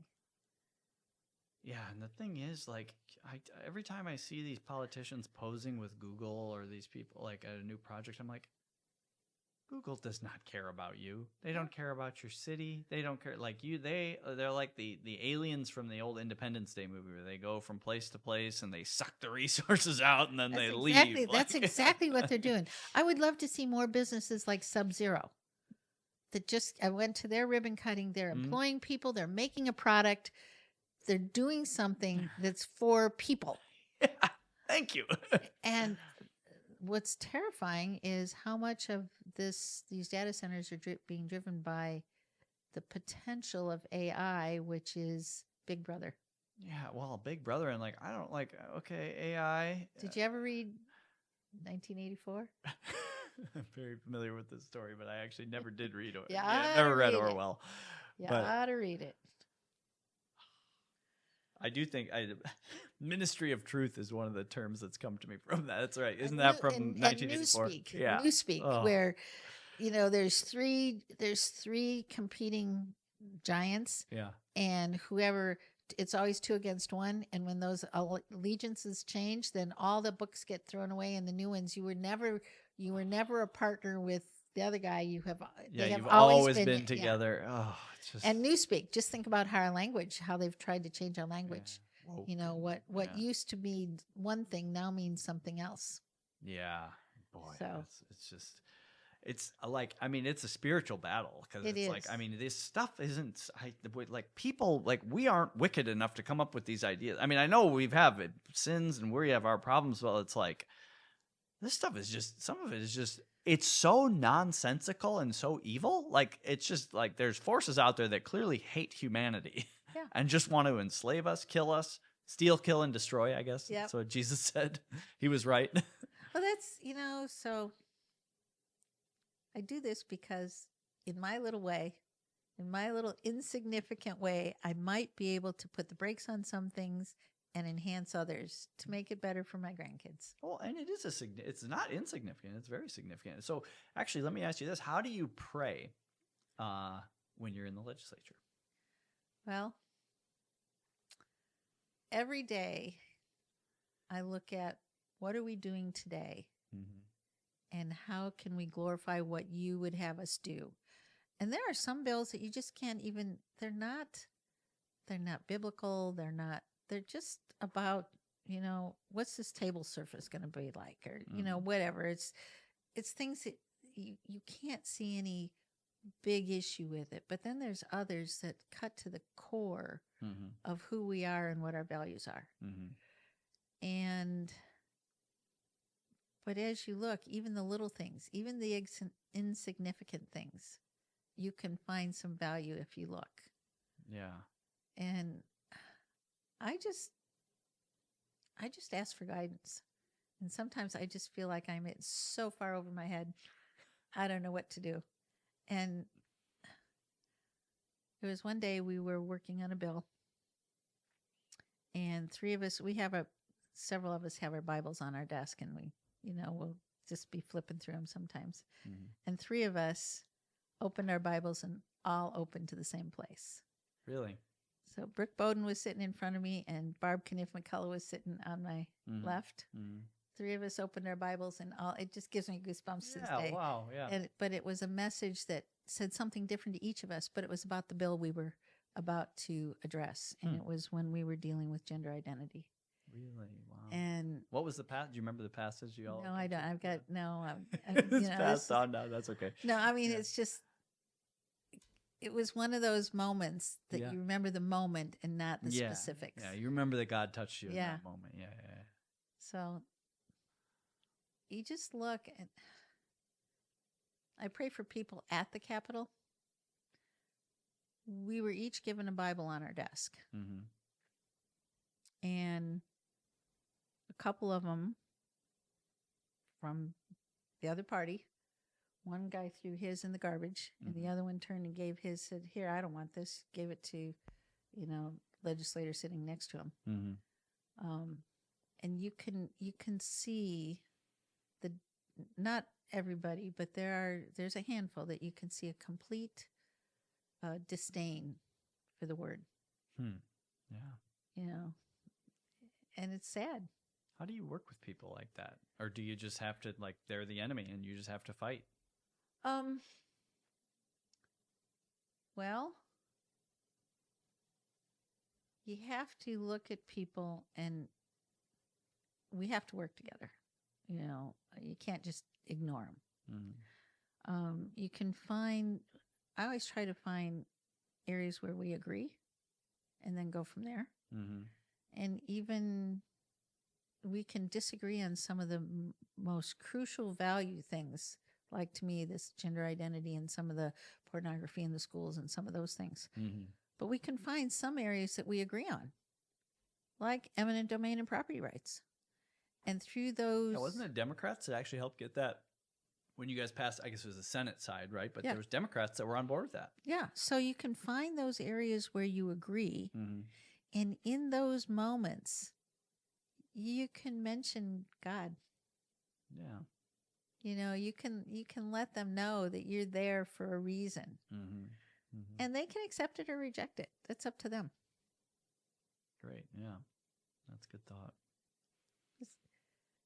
We all, even some of the most liberal, left-leaning, woke legislators, we can find something that we agree on. Yeah. Huh. And that's the place to start. Yeah. you start with disagreement, and I mean, never get you might as well anywhere. not even start, right? Yeah. Like it's just, Yeah. I mean, which there, I mean, hey, we have to win. There's just some battles we have to win, right? Like, but like what was it like? What was gender identity like? I mean, that was like, I mean, I wasn't there, but So we started first with you can't groom children. okay, And that we got a bunch of, I called it, we had the circus in the rotunda. It was just crazy. yeah. I mean, I saw it on TV, but like, yeah, It was crazy. crazy, yeah. So we started with that. That was in 23. So you can't we're taking pornography out of the schools, this grooming stuff. It's insane that it was even in there, but So that's 23. Then 24, we're saying you can't, we already had done the no boys and girls sports. That was before I was there. I think they passed that in 21 before I was a legislator. it's crazy. And so then we did the books, we did the grooming, then we did the surgeries that you cannot for a child 18 years old or under 18 give them hormone treatments or surgeries to change their sexual orientation. Yeah. Oh, and that they came out of the walls screaming and yelling. But then we took gender identity out of the code, which made gender identity not a protected thing. We still have sexual orientation and race and creed and the things, disability, religion, and So those are still there, mm-hmm. and discrimination. Mm-hmm. You can't just arbitrarily discriminate against somebody. That's against the law. It's against the law, right?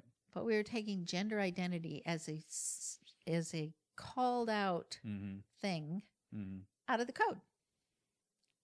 The fun thing was my 16-year-old granddaughter decided to come be with Grandma, be my shadow for 10 days at the Capitol. And that was the time. That was that time. My granddaughter had been homeschooled. Oh, good. Yeah. Okay, so she hadn't even been exposed to the stuff that kids in high school would get, some of this garbage. Yeah, yeah. And so I was taking a video of, because they started protesting days before we actually brought it to the floor. So I took a video of them screaming and hollering in the rotunda and sent it to my son and said, "Are you sure you want her here for this? It's going to continue like this probably the entire time she's here."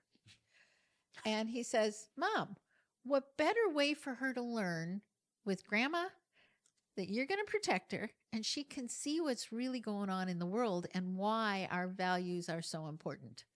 Homeschool parents are the best. And okay, if that's yeah, if you're okay with it, I'm okay with it. Yep. Yeah. And she got an experience of a lifetime. I will go out. So you've been to the Capitol. You know how you send in a little note to talk to your legislator, and so I'll go out and talk to anybody. Yeah. Some won't, if they know that they're on the opposite side or whatever. They simply won't. Yeah. You'll listen. I'll go out and talk to anybody. So Gigi came with me, and so we had several transgender constituents who came to visit me, and I'll go talk to them. Sure. I want to hear their side, and I could say, "Look, you are an adult. You made your choices. This bill, you still have the same rights I have. I didn't. You have the same rights the guy over there has. You just don't have any more rights than I have." Exactly. And they would just, "Oh, well, what if I can't get an apartment?" Well, if you are discriminated against, see this, it says sexual orientation. If you can prove that that's why you couldn't get the apartment, that's discrimination. Right. But you don't get special privileges. You don't automatically get the apartment because you are transgender. Exactly. You don't get to use whatever identity you're claiming to. But I mean, that's really what their movement is about in so many ways, is like it's about conquering the different parts of society. Yeah. So that, like, because I am who I am, that gives me the moral right to take what I want from you. And it's just evil, So like, she got quite an experience how you can talk to someone who's on the far opposite. Yeah. If somebody wanted to get nasty, I just say, "I'm sorry, I have more important things to do." Right. Like, it's not my job to be yelled at by you, but you are my constituent, so I'll come out and listen. I'll give you a chance. Yeah. Yeah. So every one of them, I just. So that went on for a week straight, basically. Oh yeah, because the speaker put on our agenda. So we decided on Wednesday that we were going to take up this bill. The speaker. Oh my God. So he put it on the agenda to come up on Tuesday. So that means we go into the weekend. So that means Thursday, Friday, Saturday, Sunday. I'm at home, all this Monday and Tuesday. Yeah. And then it's got to go to the Senate. And so after it passes the House, then it goes to the Senate. And my granddaughter was there that entire time. I'm just glad that you guys got that through. I mean, just thank you for fighting for that, and all of you that stuck to your guns. And I mean, we like it was dire. But not every straits in Republican America. voted for it. Yeah. And I think there was one Democrat who did. I know he was going to. Oh, really? So Wow. I believe in the House, there's one Democrat that told I should go back and look at it, but it passed. Mm-hmm. But I know that not every Republican voted for it. Yeah, it's just like, I mean, this idea that being a free and inclusive society means that you have to do whatever somebody who's claiming discrimination tells you, no matter what. It's just like, and the idea that they have the moral right to use the government to enforce their will on everybody else is just, I don't know how we got here, but it's wrong. Oh, yeah. we got here pretty quickly. Yeah. Yeah. So it's been fun. Yeah. Well, I mean, and it's, you guys are doing a good thing in there. I'm just glad that, like, when I talked to you, when I was talking to Lynn Evans the other day, and we got Kevin Alons, and we got Sam Fett, and Mark Thompson, and just so many that I've had on here. You like, need to get Sandy Salmon too. Sandy, I got to get Sandy. Amazing. Yeah, I know actually the pastor of the church she goes to. And anyway, yeah, I got to follow up with her. Yeah, we have some really cool legislators, and Yeah. Some of the, like, who were 5 years ago or 6-7 years ago to me were just totally anonymous. Yeah. Shame on me for that, but like, that's just where I was. I had no idea. But like, Iowa, you guys, there are so many good, patriotic Iowans, godly people that are fighting for freedom, for life, liberty, and the pursuit of happiness in the Iowa legislature. So, and the thing to remember is we don't always agree on everything, but we agree on the value structure. Yeah. So how a bill is written Mm-hmm. may have a different impact on, say, Mark Thompson's district on a specific business than it does on my district. We may disagree on some of the Mm-hmm. nuts and bolts, Yep. but from the value base, Mm-hmm. we have a prayer meeting every Tuesday morning that Mark Cisneros runs. No. And we meet together and we talk about legislation. Mm-hmm. And those are senators and representatives, and we talk about things that are important to us and why this bill. I remember Sandy talking about a bill that's been in the Senate for a while, and she wanted to push it through to the House. We'd never even heard it because it hadn't been brought up in the House. Huh. And so we worked together, and it just makes you proud to be part of that group. Yeah. Like, and I mean, have you developed some good friendships that Yes. were, I mean, it has to be a pleasant surprise to, like. It is. Yeah. It is. The other thing is there are some legislators that, as I got there and we worked on things and I saw what their motivation was, I lost respect for. Oh, yeah. So some people that I knew by headlines before, Yep. and once I got to know them and saw how they moved through the process, they lost credibility with me. Yeah. Yeah. But you still have to work with, You still work with them, and I don't tell them to their face, but Right. Yeah. but at least I know you learn who you can trust. Yeah. Just like in business, you have a job, Mm-hmm. you have coworkers. Mm-hmm. Pretty soon, who are the people that are like-minded and who aren't. Yeah. Who are the climbers and who are the doers. Yeah. The climbers. That's like one. I can't stand climbers. They're You know just what I like, mean? Yeah. You're People a business like owner. everybody else is a rung on their ladder and they're Yes. just trying to get to the top. Yeah. And it's they'll just- climb on your shoulder, on the top of your head. It yeah. doesn't Put matter. their if boot they- on your nose if they have Yeah. to. Yeah. Like, it's just, no good. So those are people everywhere. Yeah. Yeah. It's not just politics. It's, Right. you even find them in the church. In the church, in the schools, and it's just everywhere, isn't it? Yeah. What do you like looking ahead? You got an election, right? Yep. You're running again, and got to get ready for November. So how are you ramping up for that? Is it like Well, I have a great group of people, your parents included. Yeah. And it has been amazing. I'll just put out a meeting notice, and we'll have 40 people show up at my house for a meeting, and it's great volunteers. I go to the city council meetings, and the first time around, it was kind of like, who is this person? Yeah. And now they put me on the agenda, and we have a conversation.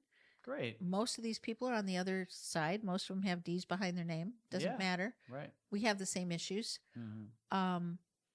So do you feel like, it's so easy for some of us, and myself included, to like look at a Democrat and be like, oh, that person, they're just never going to vote my way. They're never going to be helpful. Like on these city councils, is it like these people care about their cities? Do they, are they for the most part working for the good, or what do you see out there? Most, city councils, they may get a stipend per meeting or something. They're pretty much volunteers. Right.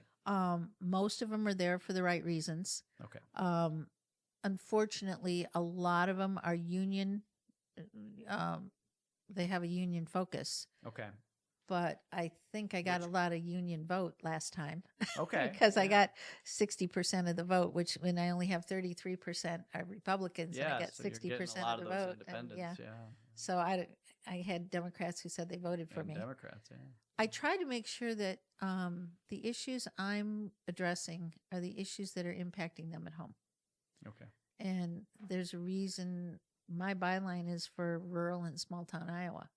And they know that I'm pushing hard for my constituents in those arenas. If they want to talk to me about social issues, that doesn't come up at city council meetings. They're not dealing with those things.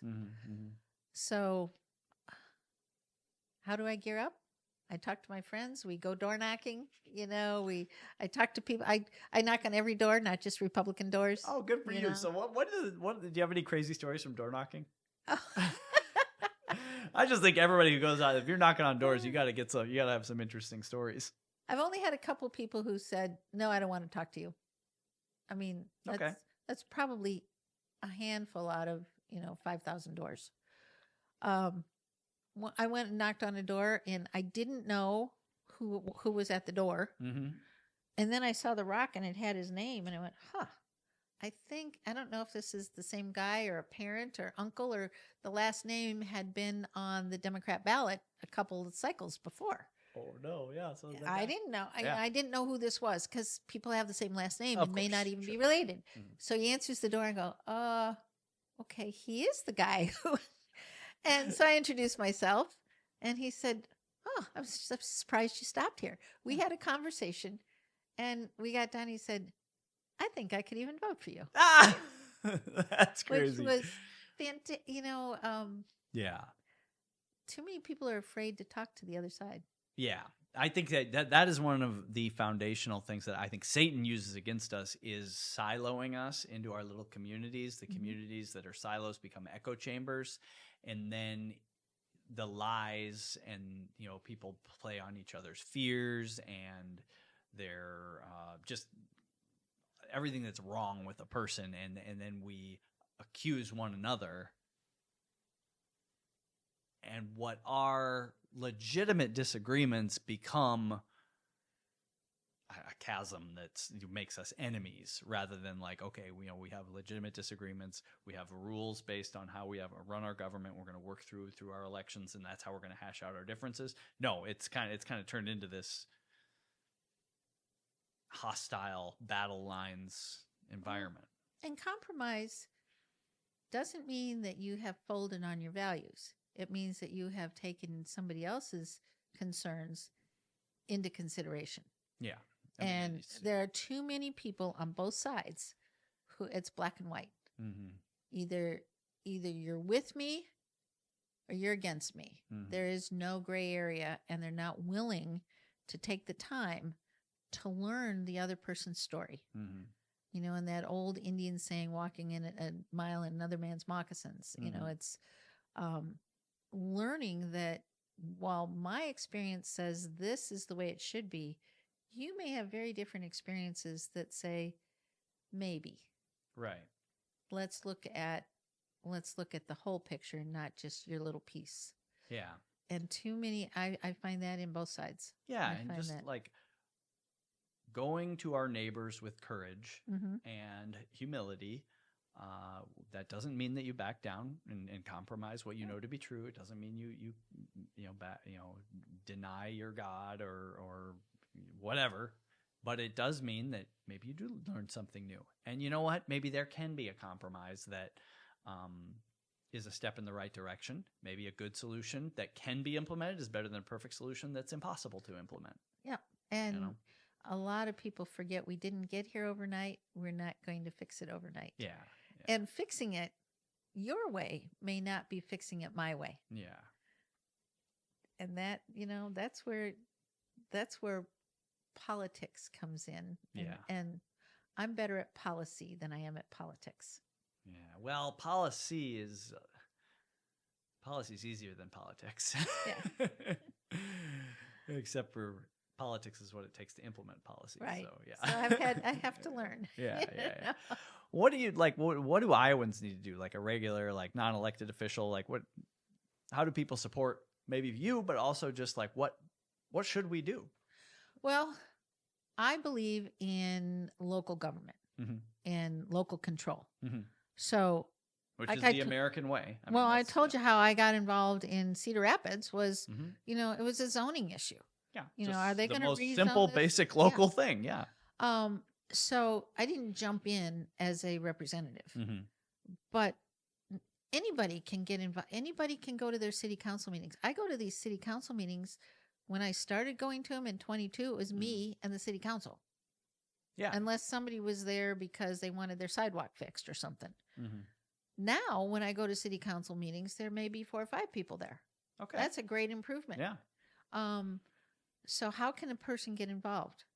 Find out what's going on in your city first, because that is the direct impact on how you live. Yeah. Don't worry about what's going on in DC. Yeah, you can't affect that anyway. You can't. Vote when your time comes to vote, but yeah. Don't worry about, the national news gets everybody all riled up about what's going on in Iran when there might be something going on down at the library. Yeah. And guess what you can have an impact on? The thing at the library. Yeah. No matter how loud you kick and scream, you're not going to affect whether Donald Trump decides to send a bomber over Iran tonight. That's right. Yeah. So paying attention to your local community. Yeah. Volunteering to be on a commission.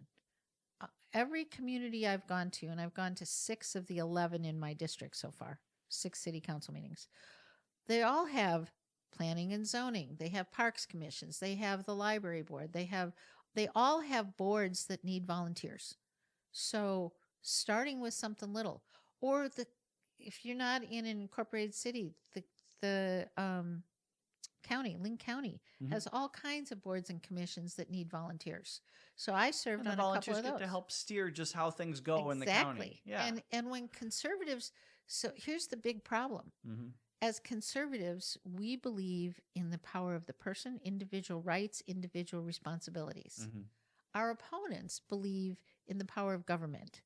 And there is glory in serving in the government. If the problem needs to be fixed, they look for a government solution. We look for an individual solution. So by default, most of these boards and commissions are filled by people who have different values than we do. Yeah. So we need to get more conservatives involved at the local level. Yeah. And throwing a fit about that and saying that it's morally wrong and the government should be smaller is not going to help, except to the degree that you are able to change who gets elected. Well, so you might as well get involved, get in the fight, is your point. Yeah. Right? Yeah. Well, we have commissions because the city council collects money that is to be used for certain things. Well, you've got the parks, you've got the roads, you've got this, you've got that. So there is a commission that comes back with recommendations to the city council. And if you don't have the city council doesn't have the time or resource to do all of these things themselves. So they need millions and millions of dollars have to get allocated and everything. And there's only a limited number of city council. And right. So get involved at your city council or at the county level. If you want to get involved with a candidate, every candidate, and the school board, it's huge. The school controls 40 to 60% of your property taxes, and like 3% of our people vote on school board members and then complain about their taxes. Yeah. And then probably complain about the schools too. Complain about the schools too. And people who say, I don't have kids in school, well, it doesn't matter. You're still paying property taxes. You're going to have to live with those kids that graduate from your local high school. Yeah. So paying attention to what's going on, there's a group that's are going to people that got involved in my campaign. And I'm saying, I can't fix your school. It's local. Yeah. So they're going to school board meetings. They're going to city council meetings. They're making their voice heard. Great.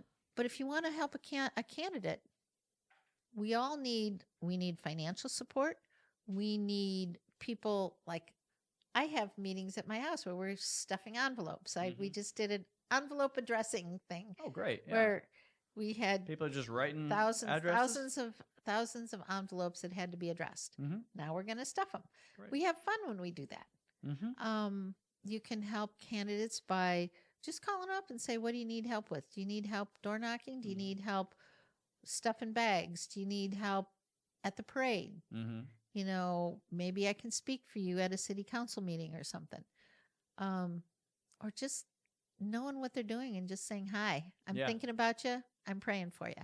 Yeah, right. That's, just simple, basic stuff, really. Like, well, I got an email from a guy that I don't know. I don't know if I've ever met him. He just sent me an email and said, thanks for doing what you're doing and keep it up. Made a difference. Yeah, just out of the blue. I have no idea who he is. Yeah, that's great. I mean, that's,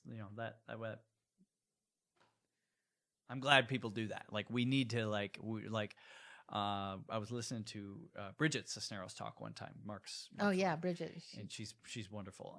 But she was giving a talk about just supporting your elected representatives in Des Moines, and she's like, you guys, a lot of you are Christians, right? And you have your missionary that you support, and they're magnets on your refrigerator, and you pray for them, and you send them money, and you do all this stuff. Like, well. That's what we are. That's what we are. And there's a lot of influence coming at us, and there's a lot of people trying to claw us and get us to do the wrong things. Like, well, hey, we need your prayers. We need your support. An encouraging word. You don't even it's so valuable to us. So, I just remember that. And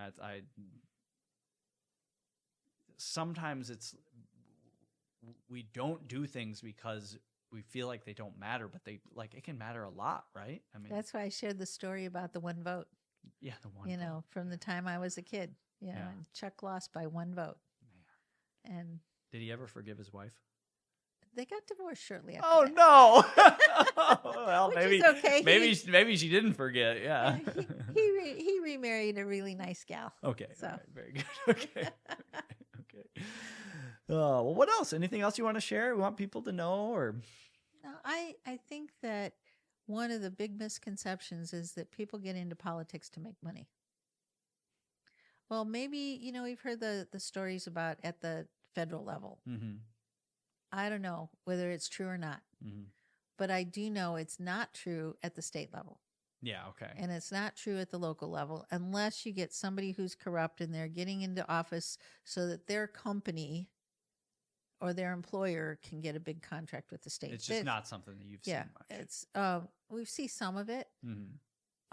There is corruption, there is nepotism, there is all of that. But most people that are elected officials are not that. We hear too much about the one-off that is. It's like saying all sports is corrupted because one national league or one yeah. And unfortunately, people try to do that. I get emails that say, I demand that you do this or that, and if you don't, I know you're bought off. I'm sorry, two things. Okay. Number one, I can't do it. And number two, nobody's paying me that much money. Right. Oh, yeah. And government is such an easy thing to accuse. I mean, we just, it's so big, and so many people just don't understand it. It has so much power. And the other convenient thing about if it's the government's fault, then it's definitely not my fault. So then I don't have any personal responsibility. So, well, the other thing, and a friend of mine reminded me of this. He said, many times it's not intentional deviousness. It's simply ignorance. Yeah. That people just simply don't know. Like, a vote on a bill or whatever. They simply don't know. I have no idea. And Yeah, don't ascribe malice where ignorance would be a sufficient explanation. You just don't know. Yeah.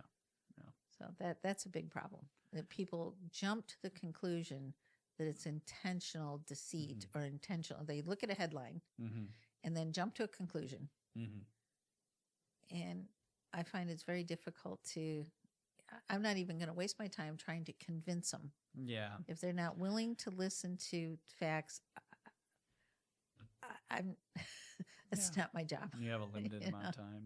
And then that creates a chasm between government and the people, which is exactly what Satan wants, because in that chasm he can sow more deceit and more misunderstanding and more hostility, and then the government, even people who maybe would do the right thing with a good relationship with their constituents, will be so disconnected from them that they'll do the wrong thing, and then we have a self destroying system that just spirals downward and just well, gets and worse and you brought it up.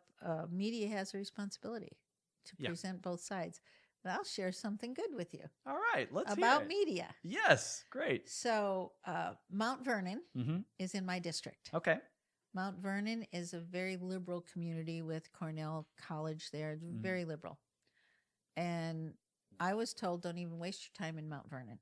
Okay. As a Republican, don't waste your time. Well, of course. You didn't listen to conventional wisdom. No, you never do that. Yeah. Tell me I can't. And guess what? Good. I'm glad. Yeah. So the Mount Vernon Sun, Mount Vernon Lisbon Sun, has been printing my newsletter. Oh, has really? been writing, whenever, every couple of weeks, I'll have a newsletter that they publish. During the session, I have one every week. And if I get it to them on time, they'll publish it that week. But they have been, and when I talk to legislators who have represented Mount Vernon over the years, nobody has had that. So they have, that means that I'm able to reach constituents who might not be hearing the other side of the story. Right. So they are trying very hard to have a balanced approach. How did that come about? Talking to them. You just knocked on the door one day? Well, they come to meetings and stuff, and I asked him if he'd be willing to publish my newsletter. And he said, send me one. Okay. So I had been mailing it out so that at the Capitol, they give you a list of the media in your area. And I'd been mailing it to him since I started, emailing it to him. But he had a different need. He needed it formatted differently. He didn't need it the way my newsletter comes out with MailChimp. He needed it in a way that he could just do it without having to reformat and all of that. And once I found out what his needs were, then he was willing to do it. And I don't write a partisan thing. Here's what's going on. We're doing this, we're doing this, we're doing this. Right. Here's what passed, here's what didn't pass. If you want to know more, call me. And if you would have just done this conventional conservative wisdom as, it's a liberal community, the media is against me anyway, it's establishment media, I'm not even going to talk to him. Matter of fact, I'll probably be mean to him if I say anything to him. Yeah. And because of that, I'm getting people calling me about stuff who wouldn't. That's cool. So I just wanted to throw that plug in there that they have been good for them. Yeah. They've been good. No, that's not the Gazette. That's well, maybe the Gazette will come around. You know? Who knows? I didn't know people still read the newspaper. Yeah. Well, they get it because the kids in sports. There's a picture of all their kids in sports, and they do a really good job about what's going on in the schools in their area. Yep. So that's why people buy the paper. Interesting. And in the process, they're getting this extra little piece of information. Thing. It was just all it took was you making a connection with this guy and finding out that, like, if I format it in this way, make it easy for him, boom. And now you're getting like free campaign advert. I mean, it's not advertising, but it kind of is. Like, you're getting your name out there. You're getting your. Well, and people know who to call. I am their representative. Yeah. I mean, legitimately, and I get a lot of contact from Mount Vernon area. Okay, so they're highly engaged. They are engaged. Are they? Yeah. Are they negative? I mean, is it like, do you get a lot of people who are not your supporters trying to like get you to do things or complaining, or is it just they just want to know? Or I mean, Well, I think it started with the CO2 pipeline. Oh, Because, the carbon sequestration pipeline, because it was supposed to come out of ADM and go across Mount Vernon, Lisbon area. oh wow, okay.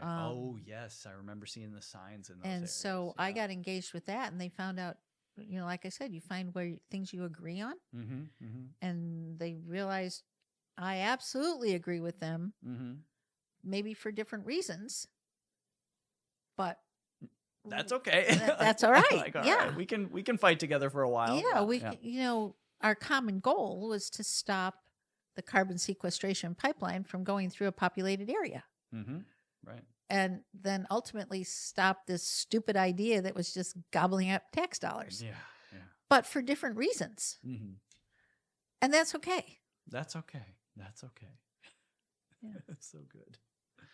You're a unifier.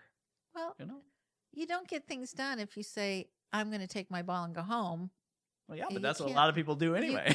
You can't play much of a game that way. Yeah, well, good. That's, I mean, thank you for being a unifier and just like not compromising on godly values, not compromising on American patriotism and who we are, but trying to love your neighbor whether they agree with you or not. Like, I wish every legislator would do that. Well, there's a few of us. I know there are. I've met more. I mean, we have a lot of warriors for good causes and just prosperity, righteousness, liberty in Iowa Legislature. So yeah, definitely. Well, can I pray for you? Absolutely. I always like to pray for everybody who comes on here. Oh, I appreciate it. Father, we lift up Cindy and her campaign, and I just pray, Lord, will you make your face shine upon her? Will you be gracious to her, show her your favor, make her prosperous? Will you bless her business and her family, all of her grandkids? Lord, I pray that you would protect them, take them through their own initiation journeys. I pray that they would have a good relationship with their grandparents, and that they would look to them and receive the wisdom that Cindy and her husband have to pass on. I pray that you give her the voters she needs and the financing and the exposure and good connections with all these city councils that she meets with.